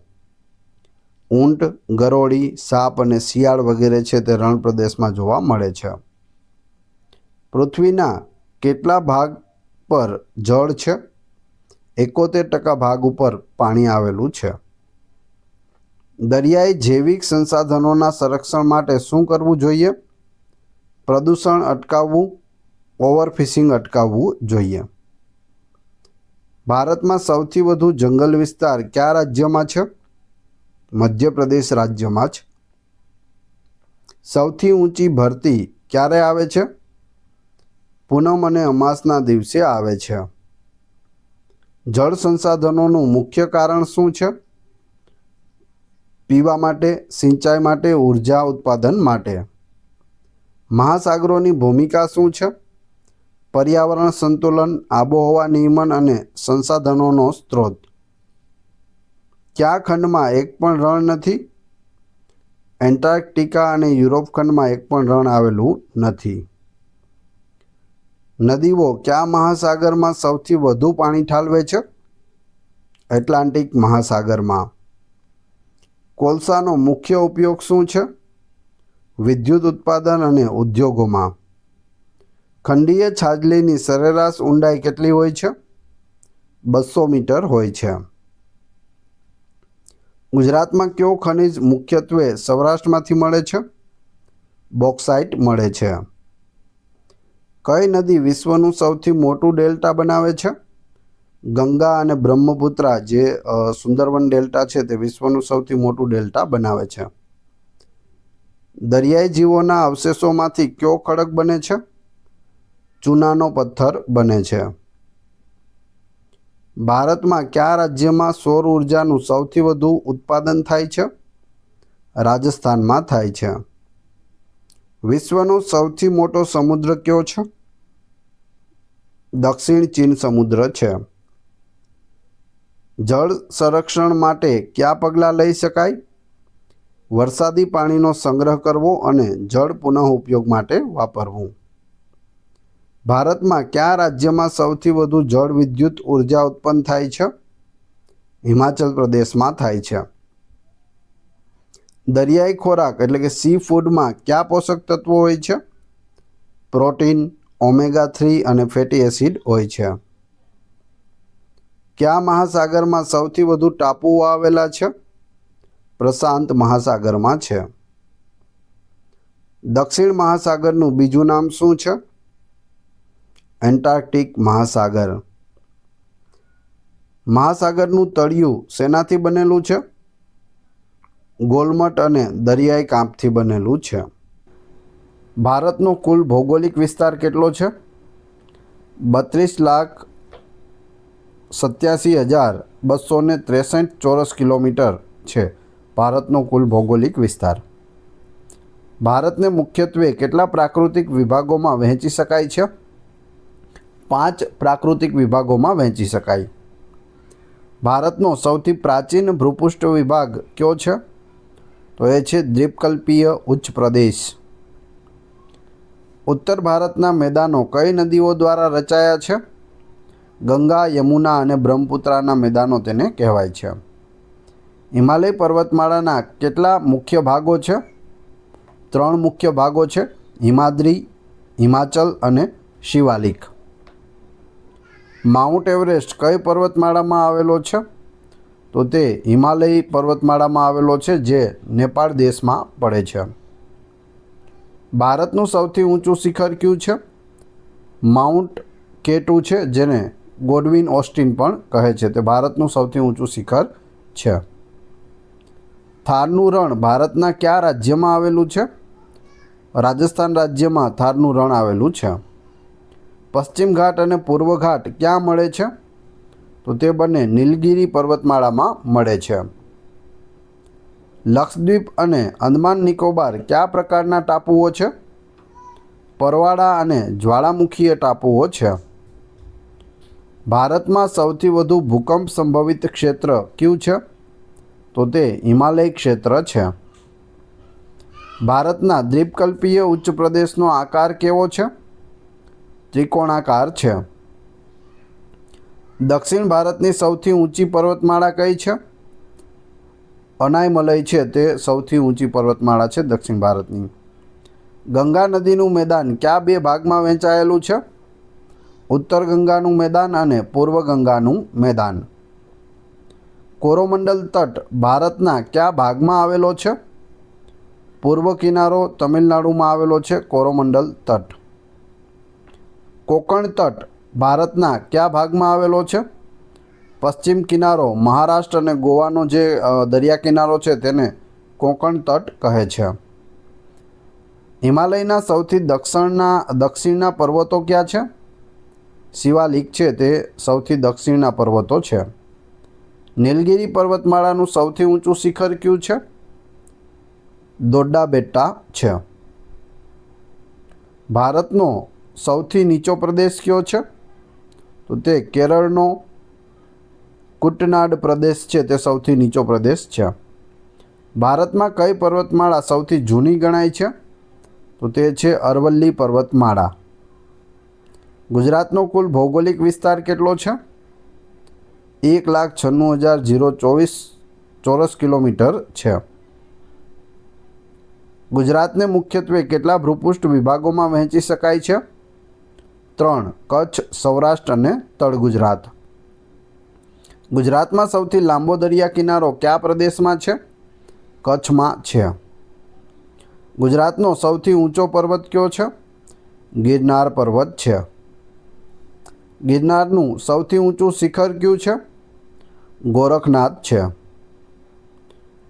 કચ્છના મોટા રણ અને નાના રણને કયો ડુંગર અલગ પાડે છે? ખદીર બેટ છે તે અલગ પાડે છે. સૌરાષ્ટ્રની સૌથી ઊંચી ટેકરી કઈ છે? ચોટીલાની ટેકરી છે, જે ચોટીલા ડુંગરની ટેકરી આવેલી છે તે. અહીં ટેકરી પૂછેલી છે એટલે જો પર્વત પૂછે અથવા ડુંગર પૂછે તો ગિરનાર જવાબ આવશે. ગુજરાતનો કયો પ્રદેશ પર્વતમાળા અને નદીઓથી બનેલો છે? સૌરાષ્ટ્ર પ્રદેશ. તળ ગુજરાતના મુખ્ય પ્રાકૃતિક વિભાગો ક્યાં છે? ઉત્તર, મધ્ય અને દક્ષિણ ગુજરાત. ચોટીલા પર્વતમાળાનું સૌથી ઊંચું શિખર કયું છે? ચામુંડા માતાનું શિખર છે, ત્યાં ચામુંડા માતાનું મંદિર આવેલું છે. કચ્છના રણનો ઉદ્ભવ કયા ભૂસ્તરીય ફેરફારોથી થયો છે? દરિયાઈ વિસ્તારનું ઊંચકાવાથી થયો છે. ગુજરાતમાં સૌથી વધુ ફળદ્રુપ જમીન કયા પ્રદેશમાં છે? દક્ષિણ ગુજરાતમાં છે. ગુજરાતનો સૌથી પશ્ચિમનો ભૂપૃષ્ઠ વિભાગ કયો છે? કચ્છ છે. કચ્છના ભૂપૃષ્ઠમાં કયા પ્રકારની જમીન જોવા મળે છે? ક્ષારીય જમીન અને રેતીયુક્ત જમીન છે તે જોવા મળે છે. ગુજરાતનો સૌથી જૂનો પર્વત કયો છે? અરવલ્લીની ટેકરીઓ છે તે સૌથી જૂની છે. પશ્ચિમ કિનારાના મેદાનોની મુખ્ય લાક્ષણિકતા શું છે? સાંકડા અને લાંબા તે છે. પૂર્વ કિનારાના મેદાનોની મુખ્ય લાક્ષણિકતા શું છે? પહોળા અને ત્રિકોણાકાર હોય છે. ભારતની સૌથી ઊંચી પર્વતમાળા કઈ છે? હિમાલય છે. ગુજરાતનો સૌથી ઉત્તરનો ડુંગરીય વિસ્તાર કયો છે? અરવલ્લી છે. ગુજરાતની પર્વતમાળામાં કયા ખનિજો મળે છે? બોક્સાઇટ અને ચૂનાનો પથ્થર મળે છે. દ્વારકા કયા દ્વીપકલ્પમાં આવેલું છે? સૌરાષ્ટ્રમાં આવેલું છે. કચ્છનું ભૂપૃષ્ઠ કેવું છે? રણ, ડુંગરો અને મેદાનોનું મિશ્રણ છે કચ્છમાં. અરવલ્લીની ગુજરાતમાં સૌથી ઊંચી ટેકરી કઈ છે? જેસોરનો ડુંગર. વિંધ્ય પર્વતમાળાનો ગુજરાતમાં કયો ભાગ આવેલો છે? રતનમહાલનો ડુંગર આવેલો છે. સાતપુડા પર્વતમાળાનો ગુજરાતમાં કયો ભાગ આવેલો છે? રાજપીપળાની ટેકરીઓ આવેલી છે. ખંભાતનો અખાત કયા બે પ્રદેશોને અલગ પાડે છે? સૌરાષ્ટ્ર અને તળ ગુજરાતને અલગ પાડે છે. કચ્છના રણમાં કયું સરોવર આવેલું છે? ખારોપાટ આવેલું છે. ગીરની ટેકરીઓ કયા જિલ્લામાં આવેલી છે? ગીર સોમનાથ, અમરેલી અને જૂનાગઢમાં આવેલી છે. કચ્છમાં નારાયણ સરોવર પણ આવેલું છે, પરંતુ તે દરિયા કિનારે છે અને તે મીઠા પાણીનું સરોવર છે. એ સિવાય અન્ય છે તે બધું ખારોપાટ છે, ખારા પાણી છે તે ભરાયેલું હોય છે. ગુજરાતનો કયો પ્રદેશ સૌરાષ્ટ્ર તરીકે ઓળખાય છે? દ્વીપકલ્પ જે પ્રદેશ છે તે સૌરાષ્ટ્ર તરીકે ઓળખાય છે.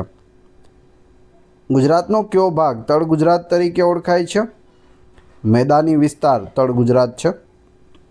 ગુજરાતની પશ્ચિમની નદીઓ કઈ કઈ છે? સાબરમતી, મહી, નર્મદા અને તાપી. ગુજરાતમાં કયા પ્રકારના જંગલો જોવા મળે છે? સૂકા પાનખર જંગલો છે તે જોવા મળે છે.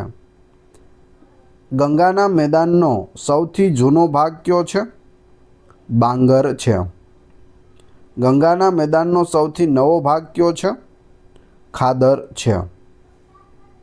અરવલ્લી પર્વતમાળાનું સૌથી ઊંચું શિખર કયું છે?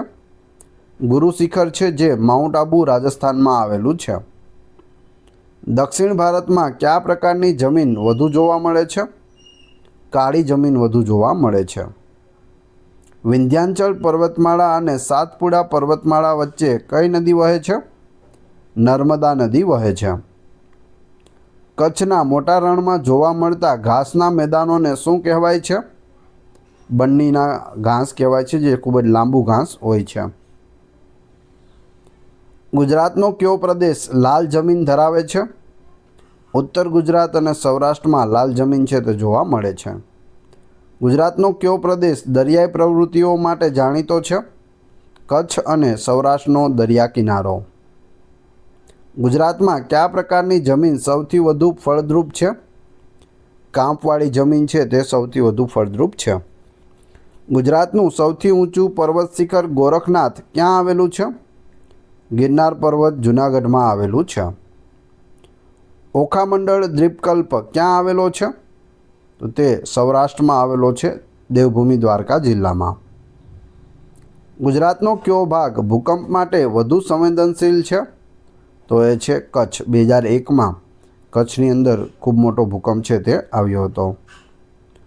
ભારતનો સૌથી ઊંચો જ્વાળામુખી કયો છે? બેરન ટાપુ છે. દક્ષિણ ભારતની કઈ નદીઓ પૂર્વ તરફ વહે છે? ગોદાવરી, કૃષ્ણા અને કાવેરી. નર્મદા નદીનું ઉદ્ગમ સ્થાન કયું છે? અમરકંટક છે, જે મધ્યપ્રદેશમાં આવેલું છે.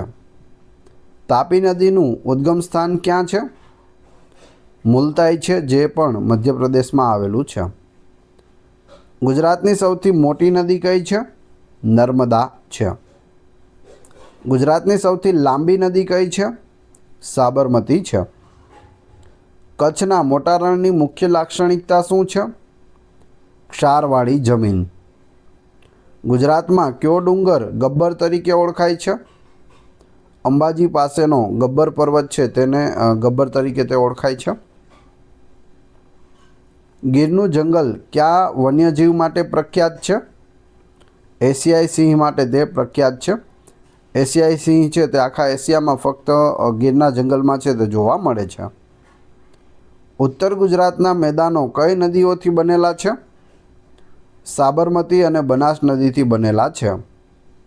મધ્ય ગુજરાતના મેદાનો કઈ નદીઓથી બનેલા છે? મહી અને વાત્રક. દક્ષિણ ગુજરાતના મેદાનો કઈ નદીઓથી બનેલા છે? નર્મદા અને તાપી. ગુજરાતનો કયો પ્રદેશ ખનિજ તેલ અને કુદરતી ગેસ માટે જાણીતો છે? તો એ છે ખંભાતનો અખાત. ગુજરાતનો સૌથી નીચો પ્રદેશ કયો છે? ઘેડ પ્રદેશ છે, જે માણાવદરથી લઈ અને નવી બંદર સુધીનો જે વિસ્તાર છે તેને ઘેડ પ્રદેશ કહે છે. બંદરો માટે ગુજરાતનો કયો કિનારો વધુ અનુકૂળ છે? કચ્છ અને સૌરાષ્ટ્ર. ભારતનો કયો પ્રદેશ જ્વાળામુખીના પ્રદેશ તરીકે ઓળખાય છે? બેરન આઇલેન્ડ પ્રદેશ. ગુજરાતમાં કયા પ્રકારના ખડકો જોવા મળે છે? આગ્નેય ખડકો, પ્રસ્તર ખડકો અને રૂપાંતરિત ખડકો, એ ત્રણ છે તે ગુજરાતમાં જોવા મળે છે. ભારતનો સૌથી મોટો દ્વીપ સમૂહ કયો છે? અંદમાન નિકોબાર છે. સૌરાષ્ટ્રની સૌથી મોટી નદી કઈ છે? ભાદર છે. જો ગુજરાતની સૌથી મોટી નદી પૂછે તો નર્મદા, પરંતુ સૌરાષ્ટ્રની સૌથી મોટી નદી પૂછે તો ભાદર. ગિરનાર પર્વત કયા પ્રાચીન કાળના અવશેષો ધરાવે છે? મૌર્ય અને ગુપ્તકાળના અવશેષો છે તે ધરાવે છે. મૌર્યકાળના સમ્રાટ અશોકનો શિલાલેખ છે તે ગિરનાર પર્વત પર આવેલો છે. એ સિવાય ગુપ્તકાળના સ્કંદગુપ્તનો શિલાલેખ પણ આવેલો છે અને રુદ્રદામાનો શિલાલેખ પણ આવેલો છે. ગુજરાતનું કયું શહેર ગિરનારની તળેટીમાં આવેલું છે? તો એ છે જૂનાગઢ. કાઠિયાવાડ દ્વીપકલ્પ કયા અખાતો વચ્ચે આવેલો છે? કચ્છનો અખાત અને ખંભાતનો અખાત. ચોટીલા પર્વત કયા જિલ્લામાં આવેલો છે? સુરેન્દ્રનગર જિલ્લામાં આવેલો છે. ગુજરાતની કઈ નદી ભોગાવો તરીકે પણ ઓળખાય છે? સુખભાદર નદી ઓળખાય છે.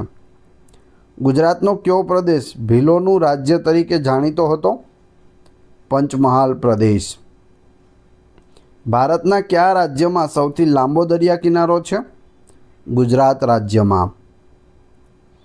કચ્છનો દ્વીપકલ્પ કયા જિલ્લાનો ભાગ છે? કચ્છ જિલ્લાનો ભાગ છે. ગિરનાર પર્વત કયા પ્રાકૃતિક વિભાગનો ભાગ છે? સૌરાષ્ટ્રનો ભાગ છે. દ્વારકા શહેર કયા અખાતની નજીક આવેલું છે? કચ્છનો અખાત. ગુજરાતનો કયો ડુંગર ધર્મનો ડુંગર તરીકે જાણીતો છે? તો એ છે પાવાગઢનો ડુંગર. એ સિવાય પાલિતાણાનો ડુંગર પણ છે. તારંગાની ટેકરીઓ કયા જિલ્લામાં આવેલી છે? મહેસાણા જિલ્લામાં આવેલી છે. પૂર્વ ઘાટનું સૌથી ઊંચું શિખર કયું છે?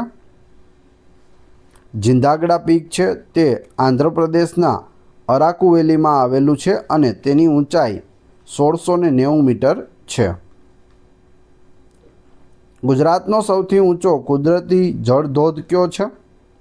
તો એ છે ગિરમાળ ધોધ, જે ડાંગ જિલ્લામાં આવેલો છે. કચ્છના ભૂપૃષ્ઠમાં કયા પ્રકારની જમીન જોવા મળે છે? ખારાશવાળી અને રેતીયુક્ત જમીન જોવા મળે છે. હિમાલયની કઈ પર્વતમાળા સૌથી નવી છે? તો એ છે શિવાલિક. અરવલ્લી પર્વતમાળાની લંબાઈ કેટલી છે? 692 કિલોમીટર છે. તે દિલ્હીથી શરૂ થઈને હરિયાણા, રાજસ્થાન અને ગુજરાત સુધી ફેલાયેલી છે. છેક દિલ્હીથી આપણા ગુજરાત સુધી તે આવે છે. 692 કિલોમીટર તેની લંબાઈ છે. ભૂકંપ એટલે શું? પૃથ્વીના પેટાળમાં અચાનક થતા કંપનને ભૂકંપ કહે છે. ભૂકંપના ઉદ્ભવ સ્થાનને શું કહેવાય છે? ભૂકંપ કેન્દ્ર કહેવાય છે. ફોકસ અથવા તો હાઇપોસેન્ટર પણ કહે છે. ભૂકંપના કેન્દ્રની બરાબર ઉપરના પૃથ્વી સપાટીના બિંદુને શું કહેવાય છે? એપિસેન્ટર કહેવાય છે. ભૂકંપ માપવા માટે કયા સાધનનો ઉપયોગ થાય છે? સિસ્મોગ્રાફનો ઉપયોગ થાય છે. ભૂકંપની તીવ્રતા કયા માપદંડ પર માપવામાં આવે છે? રિક્ટર સ્કેલ પર માપવામાં આવે છે. જો સિસ્મોગ્રાફ અને રિક્ટર સ્કેલ બંને તમને ખ્યાલ હોવો જોઈએ, વારંવાર પૂછાય છે. ભૂકંપના તરંગોના મુખ્ય પ્રકારો કયા છે? પ્રાથમિક તરંગો, જેને પી વેવ્સ કહે છે, દ્વિતીયક, જેને એસ વેવ કહે છે, અને સપાટીય, જેને એલ વેવ કહે છે. કયા તરંગો સૌથી વધુ વિનાશક હોય છે? સપાટીય તરંગો એટલે કે એલ વેવ્સ. વિશ્વનો સૌથી મોટો ભૂકંપ ક્યાં આવ્યો હતો? ચીલી દેશમાં આવ્યો હતો 1960માં. ભારતમાં ભૂકંપના મુખ્ય ઝોન કયા છે? ઝોન 5, જે સૌથી વધુ જોખમી છે, પછી ઝોન 4, ઝોન 3, ઝોન 2. ગુજરાતમાં ભૂકંપનું જોખમ ધરાવતો મુખ્ય ઝોન કયો છે? કચ્છમાં છે ઝોન 5, જે સૌથી વધુ ડેન્જર છે, ઝોન 5. ગુજરાતનો 2001નો ભૂકંપ ક્યાં આવ્યો હતો? એટલે કે કેન્દ્ર કયું હતું? ભુજ હતું, જે આખા ગુજરાતમાં અનુભવાયો હતો. સમુદ્રમાં આવતા ભૂકંપથી શું ઉત્પન્ન થાય છે? સુનામી ઉત્પન્ન થાય છે. ભૂકંપ શા માટે આવે છે? ટેક્ટોનિક પ્લેટોની ગતિવિધિઓને કારણે છે તે આવે છે. સિસ્મોલોજી એટલે શું? ભૂકંપનો અભ્યાસ કરતું વિજ્ઞાનને સિસ્મોલોજી કહે છે. ભૂકંપ પહેલાં કયા વાયુનું પ્રમાણ વધે છે? રેડોનનું પ્રમાણ વધે છે. ફોલ્ટ એટલે શું? પૃથ્વીના પોપડામાં તિરાડને ફોલ્ટ કહે છે.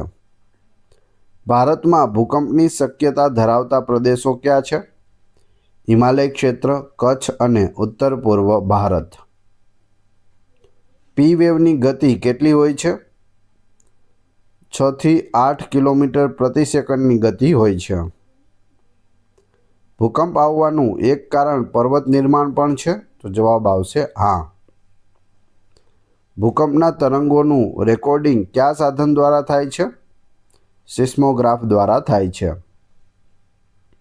ભૂકંપ દરમિયાન ઇમારતોનું પતન કયા તરંગોના કારણે થાય છે? એલ વેવના કારણે થાય છે.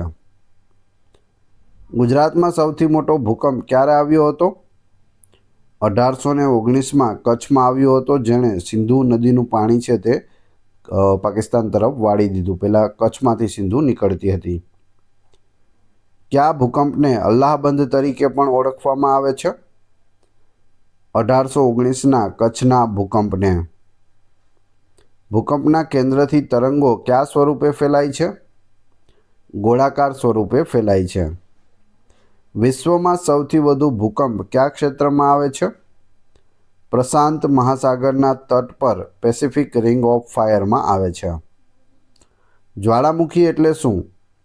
પૃથ્વીના પોપડામાં આવેલી તિરાડ અથવા મુખ જેમાંથી લાવા, વાયુ અને રાખ બહાર આવે છે તેને જ્વાળામુખી કહે છે. જ્વાળામુખીના મુખને શું કહેવાય છે? ક્રેટર કહેવાય છે. જ્વાળામુખીના મુખ્ય પ્રકારો કયા છે? સક્રિય એટલે કે એક્ટિવ, સુષુપ્ત એટલે કે ડોર્મેન્ટ અને મૃત એટલે કે એક્સટિંક્ટ.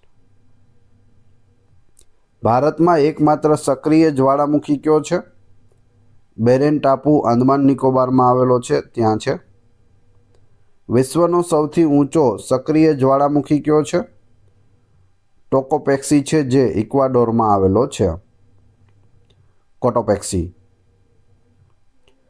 જ્વાળામુખી ફાટવા પાછળનું મુખ્ય કારણ શું છે?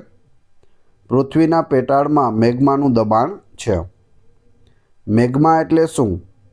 પૃથ્વીના પેટાળમાં રહેલો ગરમ પ્રવાહી ખડક એટલે મેગ્મા. લાવા એટલે શું?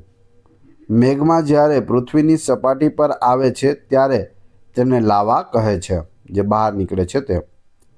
જ્વાળામુખીના વિસ્ફોટથી બનતા શંકુ આકારના પર્વતને શું કહે છે?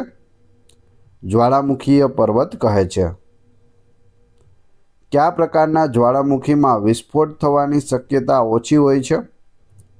ઢાલ જ્વાળામુખીમાં. પૃથ્વી પર સૌથી વધુ જ્વાળામુખી ક્યાં આવેલા છે? પ્રશાંત મહાસાગરનો કિનારો. સુષુપ્ત જ્વાળામુખી એટલે શું? જેમાં લાંબા સમયથી વિસ્ફોટ થયો નથી પણ ભવિષ્યમાં શક્યતા છે તેને સુષુપ્ત જ્વાળામુખી કહે છે. મૃત જ્વાળામુખી એટલે શું? જેમાં હવે વિસ્ફોટ થવાની કોઈ શક્યતા નથી તે મૃત જ્વાળામુખી છે. જ્વાળામુખીમાંથી કયા વાયુઓ નીકળે છે? સલ્ફર ડાયોક્સાઇડ, કાર્બન ડાયોક્સાઇડ અને પાણીની વરાળ.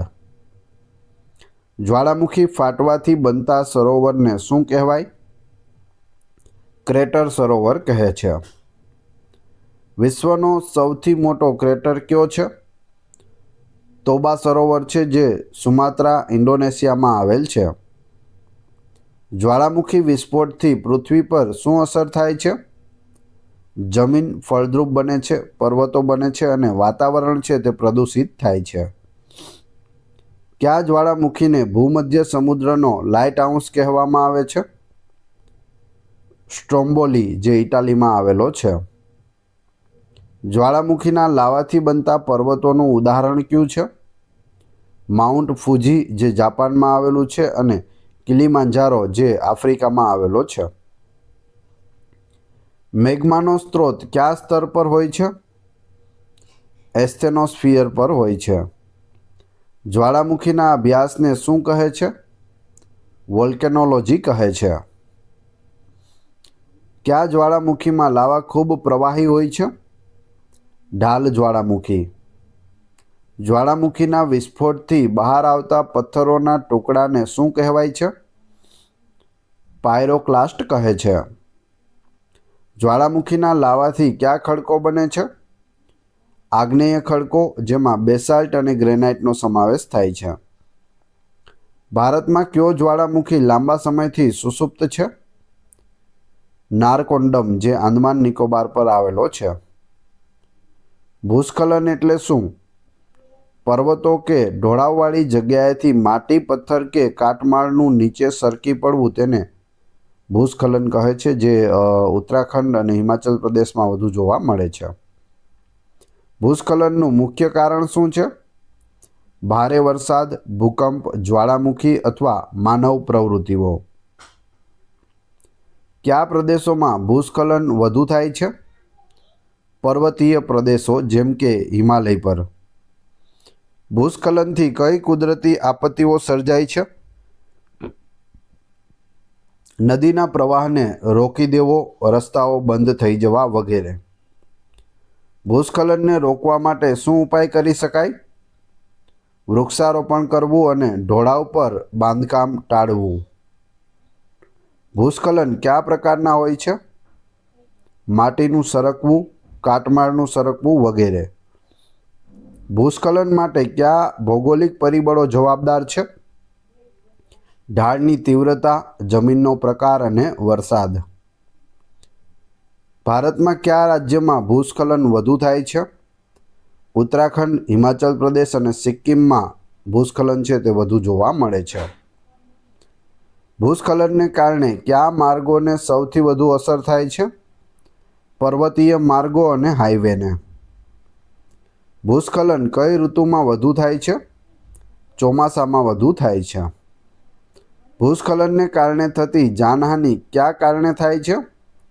કાટમાળ નીચે દબાઈ જવાના કારણે। ભૂસ્ખલનથી પર્યાવરણને શું નુકસાન થાય છે? જંગલોનો નાશ અને જમીનનું ધોવાણ। માનવ નિર્મિત ભૂસ્ખલનનું ઉદાહરણ કયું છે? ગેરકાયદેસર ખનન અને ઢોળાવ પર બાંધકામ। ભૂસ્ખલનને રોકવા માટેની એક પદ્ધતિનું નામ આપો, તો તે છે ટેરેસ ફાર્મિંગ। ભૂસ્ખલનથી કઈ નદીઓનો પ્રવાહ અવરોધાય છે? ગંગા અને યમુનાનો। કયા રાજ્યમાં ભૂસ્ખલન અને પૂર બંને એકસાથે આવે છે? ઉત્તરાખંડ રાજ્યમાં। ભૂસ્ખલનના અભ્યાસને શું કહે છે? જીઓમોર્ફોલોજીનો એક ભાગ છે ભૂસ્ખલન। 2013માં ઉત્તરાખંડમાં થયેલી દુર્ઘટનાનું મુખ્ય કારણ શું હતું? ભૂસ્ખલન અને ભારે વરસાદ, જે કેદારનાથમાં આવ્યો હતો તે।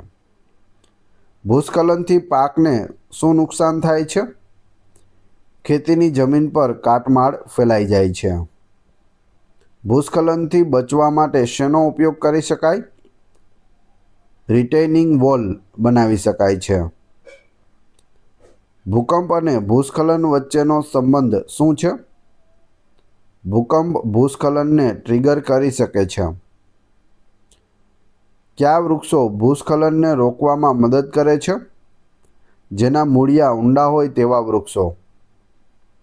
ભારતમાં ભૂસ્ખલનનું સંશોધન કઈ સંસ્થા કરે છે? Geological survey of India, GSI। ભૂસ્ખલનથી કયા પ્રકારના વાતાવરણને અસર થાય છે? સ્થાનિક વાતાવરણને। ભૂસ્ખલનથી બનતા તળાવને શું કહેવાય છે? Landslide dammed lake. ભૂકંપ, જ્વાળામુખી અને ભૂસ્ખલન આ ત્રણેય ઘટનાઓનું મૂળભૂત કારણ શું છે? ટેક્ટોનિક પ્લેટોની હિલચાલ છે। કયા ક્ષેત્રમાં આ ત્રણેય ઘટનાઓ વધુ જોવા મળે છે? પેસિફિક રિંગ ઓફ ફાયરમાં જોવા મળે છે। મિત્રો, વિડીયો પસંદ આવી રહ્યો હોય તો લાઈક અવશ્ય કરી દેજો। ચેનલ ઉપર નવા હોય તો ચેનલને સબસ્ક્રાઈબ કરવાનું ના ભૂલશો। ભૂકંપ અને જ્વાળામુખી વચ્ચે શું સંબંધ છે? ભૂકંપ જ્વાળામુખીને સક્રિય કરી શકે છે। ભૂકંપ આવે તો જ્વાળામુખી પણ સક્રિય થઈ શકે છે। ભૂકંપ, જ્વાળામુખી અને ભૂસ્ખલન કઈ આપત્તિઓ છે? કુદરતી ભૂ આપત્તિઓ છે। આ ત્રણેય ઘટનાઓનું માનવ જીવન પર શું નકારાત્મક અસર થાય છે? જાનહાનિ, માલમત્તાનું નુકસાન અને ઇન્ફ્રાસ્ટ્રક્ચરનો નાશ થાય છે. સુનામી કઈ બે કુદરતી આપત્તિઓથી સંકળાયેલી છે? ભૂકંપ અને જ્વાળામુખી. લાવા પ્રવાહથી ભૂસ્ખલન થઈ શકે છે?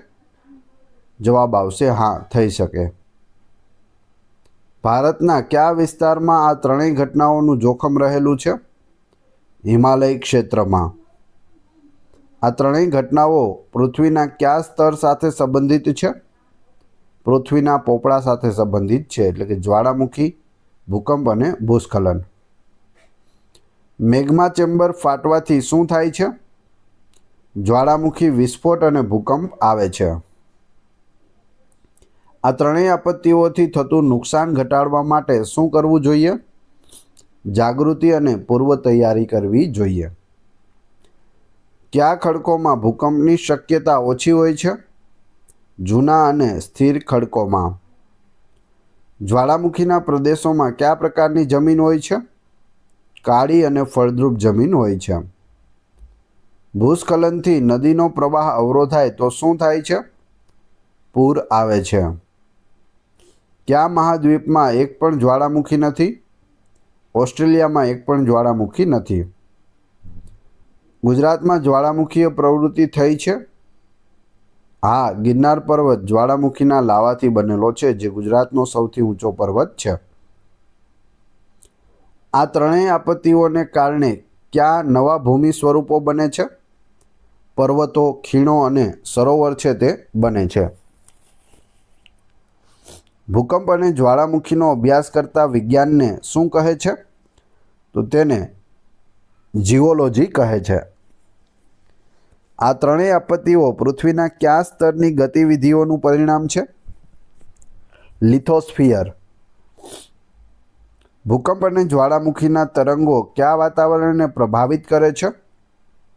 વાતાવરણના નીચેના સ્તરને. ભૂસ્ખલન કયા પ્રકારના ખડકોમાં વધુ થાય છે? નરમ અને છિદ્રાળુ ખડકોમાં થાય છે. ભૂકંપ અને જ્વાળામુખીના વિસ્ફોટથી કયા પ્રકારની પર્વતમાળા બને છે? ફોલ્ડ પર્વતમાળા બને છે. ભારતમાં કયો પ્રદેશ ભૂકંપ ઝોન 5માં આવે છે? દક્ષિણ ભારત આવે છે. ભૂકંપ, જ્વાળામુખી અને ભૂસ્ખલનનો પર્યાવરણ પર શું પ્રભાવ પડે છે? વાયુ પ્રદૂષણ, જળ પ્રદૂષણ અને જમીનનું ધોવાણ. આ ત્રણેય કુદરતી આપત્તિઓથી માનવ સમાજને શું શીખ મળે છે? કુદરત સાથે સુમેળ સાધવાની અને પર્યાવરણનું રક્ષણ કરવાની. શું? નદીઓ અને તેની સહાયક નદીઓ દ્વારા બનતી જળ પ્રણાલીને અપવાહ પ્રણાલી કહે છે. જળ વિભાજક એટલે શું? બે અપવાહ બેસિનને અલગ કરતો ઊંચો ભૂમિભાગ તેને જળ વિભાજક કહે છે. ભારતની સૌથી મોટી અપવાહ બેસિન કઈ છે? ગંગા નદી બેસિન છે. અપવાહ બેસિન એટલે શું? એક નદી અને તેની સહાયક નદીઓ દ્વારા આવરી લેવાયેલ વિસ્તારને અપવાહ બેસિન કહે છે.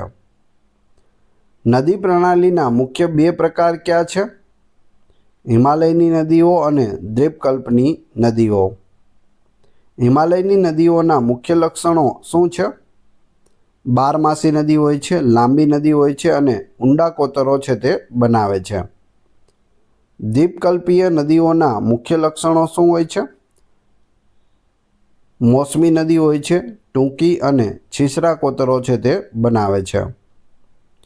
ભારતની કઈ નદીઓ અરબી સમુદ્રમાં મળે છે? નર્મદા અને તાપી છે તે અરબી સમુદ્રમાં મળે છે, ખંભાતના અખાતમાં. કઈ નદીઓ બંગાળની ખાડીમાં મળે છે? ગંગા, બ્રહ્મપુત્રા, મહાનદી, ગોદાવરી, કૃષ્ણા અને કાવેરી. કઈ નદીઓ પશ્ચિમ તરફ વહે છે? નર્મદા અને તાપી બંને પશ્ચિમ તરફ વહે છે. કઈ નદીઓ પૂર્વ તરફ વહે છે?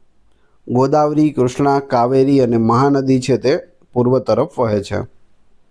ભારતની કઈ નદી બિહારનો શોક તરીકે ઓળખાય છે? The sorrow of Bihar. જવાબ આવશે કોસી નદી. કઈ નદી ઓરિસ્સાનો શોક તરીકે ઓળખાય છે? ઓરિસ્સાનું દુઃખ મહાનદી છે. નર્મદા અને તાપી નદીઓ શા માટે ડેલ્ટા બનાવતી નથી? તે સખત ખડકો પરથી વહે છે અને ઝડપી પ્રવાહ ધરાવે છે, એટલે તે ગંગા અને યમુનાની જેમ ડેલ્ટા બનાવતી નથી. ગંગા યમુના છે તે ડેલ્ટા બનાવે છે, જ્યારે નર્મદા તાપી બનાવતી નથી. ગંગા અને બ્રહ્મપુત્રા નદીનો સંયુક્ત પ્રવાહ કયા નામે ઓળખાય છે? બંને મળી જાય ત્યારે કયા નામે ઓળખાય છે? મેઘના તરીકે ઓળખાય છે. ભારતમાં કઈ નદી પર સૌથી ઊંચો ધોધ છે? શરાવતી નદી ઉપર છે જોગનો ધોધ. ભારતમાં કયું સરોવર ખારા પાણીનું સૌથી મોટું સરોવર છે? ચિલ્કા સરોવર છે, જે ઓડિશા રાજ્યમાં આવેલું છે. ભારતમાં મીઠા પાણીનું સૌથી મોટું સરોવર કયું છે?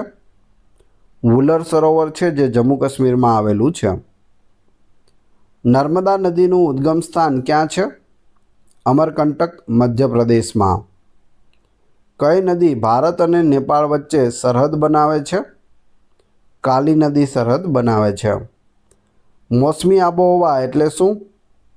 પવનોની દિશામાં મોસમી પરિવર્તનને કારણે થતી આબોહવાને મોસમી આબોહવા કહે છે. મોસમી પવનો શા કારણે ઉદ્ભવે છે? જમીન અને સમુદ્ર વચ્ચેના તાપમાનના તફાવતના કારણે મોસમી પવનો છે તે ઉદ્ભવે છે. ભારતમાં મુખ્યત્વે કઈ મોસમનો અનુભવ થાય છે? ઉનાળો, ચોમાસું, શિયાળો 3 મુખ્ય ઋતુઓ છે અને એક પાનખર હોય છે અથવા તો પાછા ફરતા મોસમી પવનો. ભારતીય મોસમના મુખ્ય 2 પ્રકાર કયા છે? દક્ષિણ પશ્ચિમ મોસમી પવનો અને ઉત્તર પૂર્વ મોસમી પવનો. દક્ષિણ પશ્ચિમ મોસમી પવનો કયા મહિનામાં સક્રિય થાય છે? જૂનથી સપ્ટેમ્બરમાં સક્રિય થાય છે. ઉત્તર પૂર્વ મોસમી પવનો કયા મહિનામાં સક્રિય થાય છે?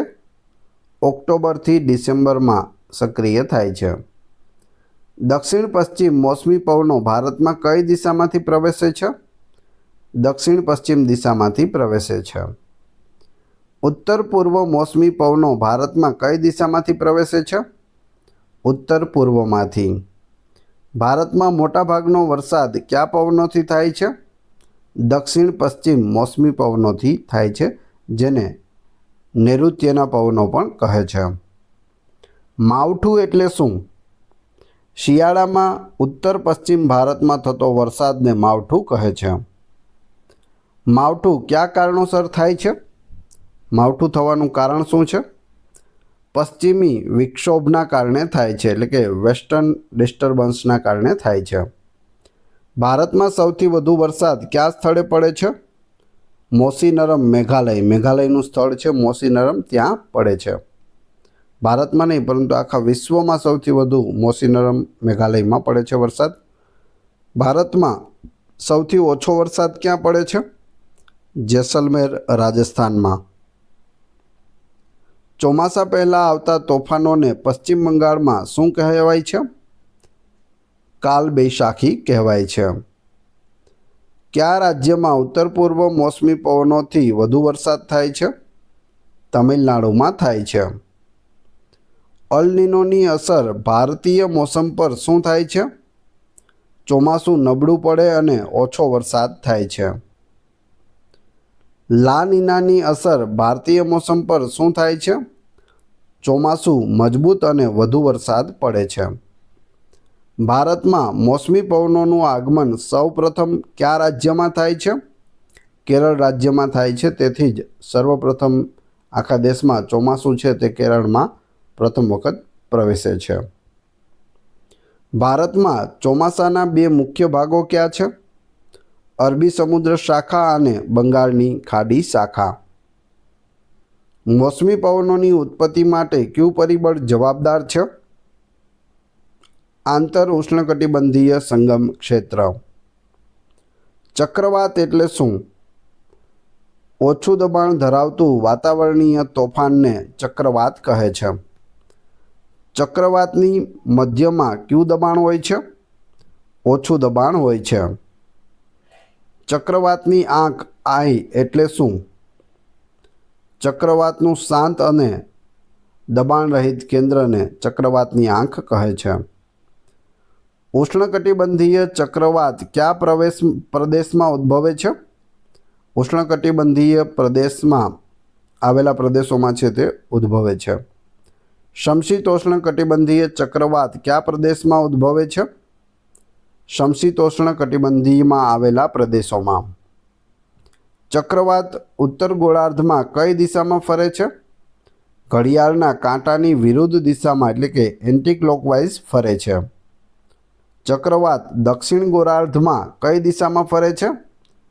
ઘડિયાળના કાંટાની દિશામાં એટલે કે ક્લોકવાઇઝ ફરે છે. જો બંનેમાં ફરક છે ઉત્તર ગોળાર્ધ અને દક્ષિણ ગોળાર્ધમાં, યાદ રાખજો. ચક્રવાતની ગતિ કયા બળને કારણે થાય છે? કોરિયોલિસ બળના કારણે થાય છે.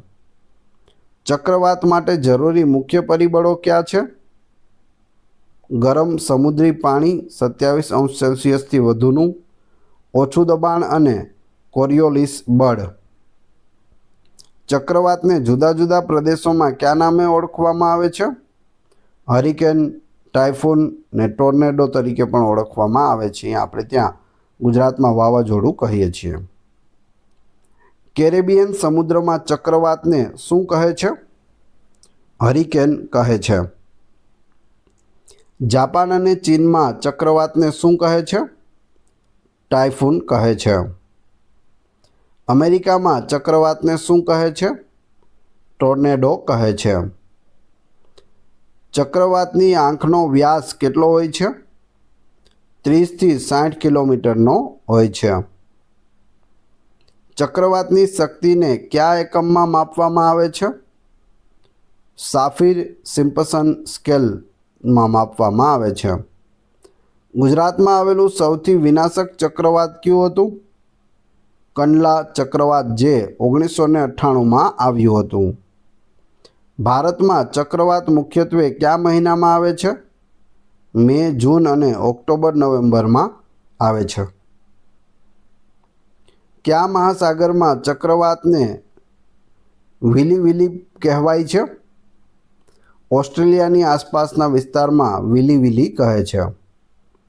ચક્રવાતનું નામકરણ કઈ સંસ્થા કરે છે? વિશ્વ હવામાન સંસ્થા. ચક્રવાતથી કયા પ્રકારના નુકસાન થાય છે? પૂર, પવનથી થતું નુકસાન અને સુનામી જેવા નુકસાનો થાય છે. ગોદાવરી નદીનું ઉદ્ગમ સ્થાન ક્યાં છે? ત્ર્યંબકેશ્વર, મહારાષ્ટ્રમાં છે. કાવેરી નદીનું ઉદ્ગમ સ્થાન ક્યાં છે? બ્રહ્મગીરી પર્વતમાળામાં છે. ચંબલ, બેતવા અને કેન નદીઓ કોની સહાયક નદીઓ છે? યમુનાની સહાયક નદીઓ છે. બ્રહ્મપુત્રા નદીને તિબેટમાં કયા નામે ઓળખવામાં આવે છે? યાંગત્ઝે તરીકે ઓળખવામાં આવે છે. કઈ નદી દક્ષિણની વૃદ્ધ ગંગા તરીકે ઓળખાય છે? તો એ છે ગોદાવરી નદી, દક્ષિણની વૃદ્ધ ગંગા. કઈ નદી દક્ષિણ ભારતની ગંગા તરીકે ઓળખાય છે? જો ખાલી ગંગા પૂછે તો જવાબ આવશે કાવેરી. વૃદ્ધ ગંગા પૂછે તો ગોદાવરી. મોસમી પવનોનો સિદ્ધાંત કોણે આપ્યો હતો? અરબી વેપારીઓએ આપ્યો હતો. ભારતમાં દક્ષિણ પશ્ચિમ મોસમી પવનો ક્યાંથી ઉદ્ભવે છે? હિન્દ મહાસાગરમાંથી ઉદ્ભવે છે. ભારતમાં વરસાદની અનિયમિતતાનું કારણ શું છે? ચોમાસાના પવનોની અનિશ્ચિતતા છે. ભારતમાં પાછા ફરતા મોસમી પવનોને કયા નામે ઓળખવામાં આવે છે? ઉત્તર પૂર્વના મોસમી પવનો. ચક્રવાતની સૌથી વધુ વિનાશક અસર ક્યાં જોવા મળે છે? સમુદ્ર કિનારે જોવા મળે છે. ચક્રવાતનું બીજું નામ શું છે? વાવાઝોડું છે. ચક્રવાતનું આયુષ્ય કેટલું હોય છે? કેટલાક કલાકોથી લઈને કેટલાક અઠવાડિયા સુધી હોઈ શકે. ચક્રવાતની ઉર્જાનો મુખ્ય સ્ત્રોત શું છે? ગરમ સમુદ્રના પાણીમાંથી મળતી ગુપ્ત ઉષ્મા. ચક્રવાતને પૃથ્વી પર કયા સ્થાને ટોર્નેડો કહેવાય છે? USA, United State of America. ચક્રવાતની ગતિ કેવી હોય છે? ગોળાકાર અને ભમરી જેવી હોય છે. ભારતમાં ચક્રવાત માટે કયા બે સમુદ્ર જવાબદાર છે? અરબી સમુદ્ર અને બંગાળની ખાડી. બંગાળની ખાડીમાં ઉદ્ભવતા ચક્રવાત કયા રાજ્યને વધુ અસર કરે છે? ઓડિશા, પશ્ચિમ બંગાળ અને આંધ્રપ્રદેશને વધુ અસર કરે છે. ચક્રવાતને કારણે કઈ આપત્તિ સર્જાય છે? પૂર અને જમીનનું ધોવાણ. ચક્રવાતનો મુખ્ય સિદ્ધાંત કયો છે? ઓછું દબાણ કેન્દ્ર અને ઊંચું દબાણ પરિઘ. ગંગા નદીનું ઉદ્ગમ સ્થાન ક્યાં છે? ગંગોત્રી ગ્લેશિયરમાં છે. સિંધુ નદીનું ઉદ્ગમ સ્થાન ક્યાં છે? માનસરોવર તળાવ પાસે છે. યમુના નદીનું ઉદ્ગમ સ્થાન ક્યાં છે? યમુનોત્રી ગ્લેશિયરમાં છે. ગંગા નદી ભારતના કયા રાજ્યમાં સૌપ્રથમ પ્રવેશે છે? ઉત્તરાખંડમાં પ્રવેશે છે. હિમાલયમાંથી ડાયરેક્ટ ઉત્તરાખંડમાં આવે છે. ગંગા નદીના પ્રવાહને બંગાળમાં શું કહે છે? બંગાળમાં તેને હુગલી નદી કહે છે. જે હાવડા બ્રિજની નીચે નદી આવેલી છે તે હુગલી નદી છે, જે મુખ્ય રૂપથી ગંગા જ છે, પરંતુ તેને ત્યાંના લોકો છે તે હુગલી કહે છે. કઈ નદી રેવા તરીકે પણ ઓળખાય છે? એટલે કે નદીનું બીજું નામ રેવા છે, તો એ છે નર્મદા નદી. ભારતમાં સૌથી વધુ મીઠા પાણીના સરોવરો ક્યાં છે? હિમાલય ક્ષેત્રમાં છે. સાંભર સરોવર કયા રાજ્યમાં છે? રાજસ્થાન રાજ્યમાં. ભારતનું વારાણસી શહેર કઈ નદીના કિનારે આવેલું છે? ગંગા નદીના કિનારે. કયો પ્રવાહ ચોમાસાનો વિરામ કહેવાય છે? ચોમાસાના વરસાદમાં થોડા સમય માટે થતો ઘટાડો તેને વિરામ કહે છે. લા નીનાનો અર્થ શું થાય? સ્પેનિશ ભાષામાં નાની છોકરી થાય છે. અલ નીનોનો અર્થ શું થશે? સ્પેનિશ ભાષામાં નાનો છોકરો. લા નીના એટલે નાની છોકરી અને અલ નીનો એટલે નાનો છોકરો. ચક્રવાતના પવનોની ગતિ કેટલી હોય છે? 30થી લઈ અને 1000 કિલોમીટર પ્રતિ કલાકની હોય છે. વિશ્વનું સૌથી મોટું ચક્રવાત કયું હતું? ગ્રાન્ડ ચક્રવાત, જે 1780માં આવ્યું હતું, જેમાં 22થી 30,000 લોકો મૃત્યુ પામ્યા હતા. ભારતમાં એમ્ફાન ચક્રવાત કયા વર્ષમાં આવ્યું હતું? 2020માં. ભારતમાં ચક્રવાતની આગાહી કઈ સંસ્થા કરે છે? ભારતીય હવામાન વિભાગ કરે છે. ચક્રવાતની અસરગ્રસ્તતા ઘટાડવા માટે શું પગલાં લેવાય છે? સુરક્ષા, વૃક્ષારોપણ અને કાંઠાના વિસ્તારોનું સંરક્ષણ કરવામાં આવી રહ્યું છે. કયા દેશોમાં ટોર્નેડો સૌથી વધુ આવે છે? અમેરિકામાં આવે છે ટોર્નેડો. ચક્રવાતનો સૌથી વધુ ભય કયા મહિનામાં હોય છે? મે અને નવેમ્બરમાં સૌથી વધુ ચક્રવાતો છે તે પૃથ્વી પર આવે છે. ચક્રવાતની શરૂઆત કયા સ્તરે થાય છે? સમુદ્ર સપાટી પર પ્રથમ થાય છે. બિપરજોય ચક્રવાત કયા રાજ્યના દરિયા કિનારે ટકરાયું હતું? ગુજરાતના દરિયા કિનારે ટકરાયું હતું. ભારતમાં ચક્રવાતનું નામકરણ કોણ કરે છે? ભારતીય હવામાન વિભાગ કરે છે. હવે તમારી ટેસ્ટ, જે આપણે વિડીયો જોયો તેમાંથી તમને અહીં પ્રશ્નો પૂછવામાં આવે છે, જેના જવાબ તમારે ક્રમશઃ કમેન્ટ બોક્સમાં આપવાના છે. એ પછી આપણે PDF વિશે પણ વાત કરીશું. વિડીયો પસંદ આવી રહ્યો હોય તો લાઇક, કોમેન્ટ, શેર અને સબસ્ક્રાઈબ કરવાનું ના ભૂલશો. આ ચેનલ ઉપર ઘણા બધા વિડીયો અવેલેબલ છે. તમે ચેનલના નામ ઉપર ક્લિક કરી વિડીયોમાં જઈ બધા જ લેટેસ્ટ વિડીયો જોઈ શકો છો. ટેસ્ટમાં પ્રથમ પ્રશ્ન છે, ભારતમાં મીઠા પાણીનું સૌથી મોટું સરોવર કયું છે? બીજો પ્રશ્ન, ભારતમાં સૌથી વધુ વરસાદ કયા સ્થળે પડે છે? ત્રીજો પ્રશ્ન, કઈ નદી દક્ષિણની વૃદ્ધ ગંગા તરીકે ઓળખવામાં આવે છે? ત્રણે ત્રણના ક્રમશઃ કમેન્ટ બોક્સમાં જવાબ આપી દેજો. જેને પણ વ્યવસ્થિત વિડીયો જોયો છે તેને આ પ્રશ્નોના જવાબ આવડતા હશે. આ વિડીયોની ફ્રી PDF ટેલિગ્રામ અને વોટ્સએપ ગ્રુપમાં મળી જશે, જેની લિંક ડિસ્ક્રિપ્શનમાં પણ આપેલી છે. આશા રાખું છું આ વિડીયો આપને આવનાર પરીક્ષા માટે ખૂબ જ ઉપયોગી થશે. મળીએ છીએ નવા વિડીયોમાં. ધન્યવાદ.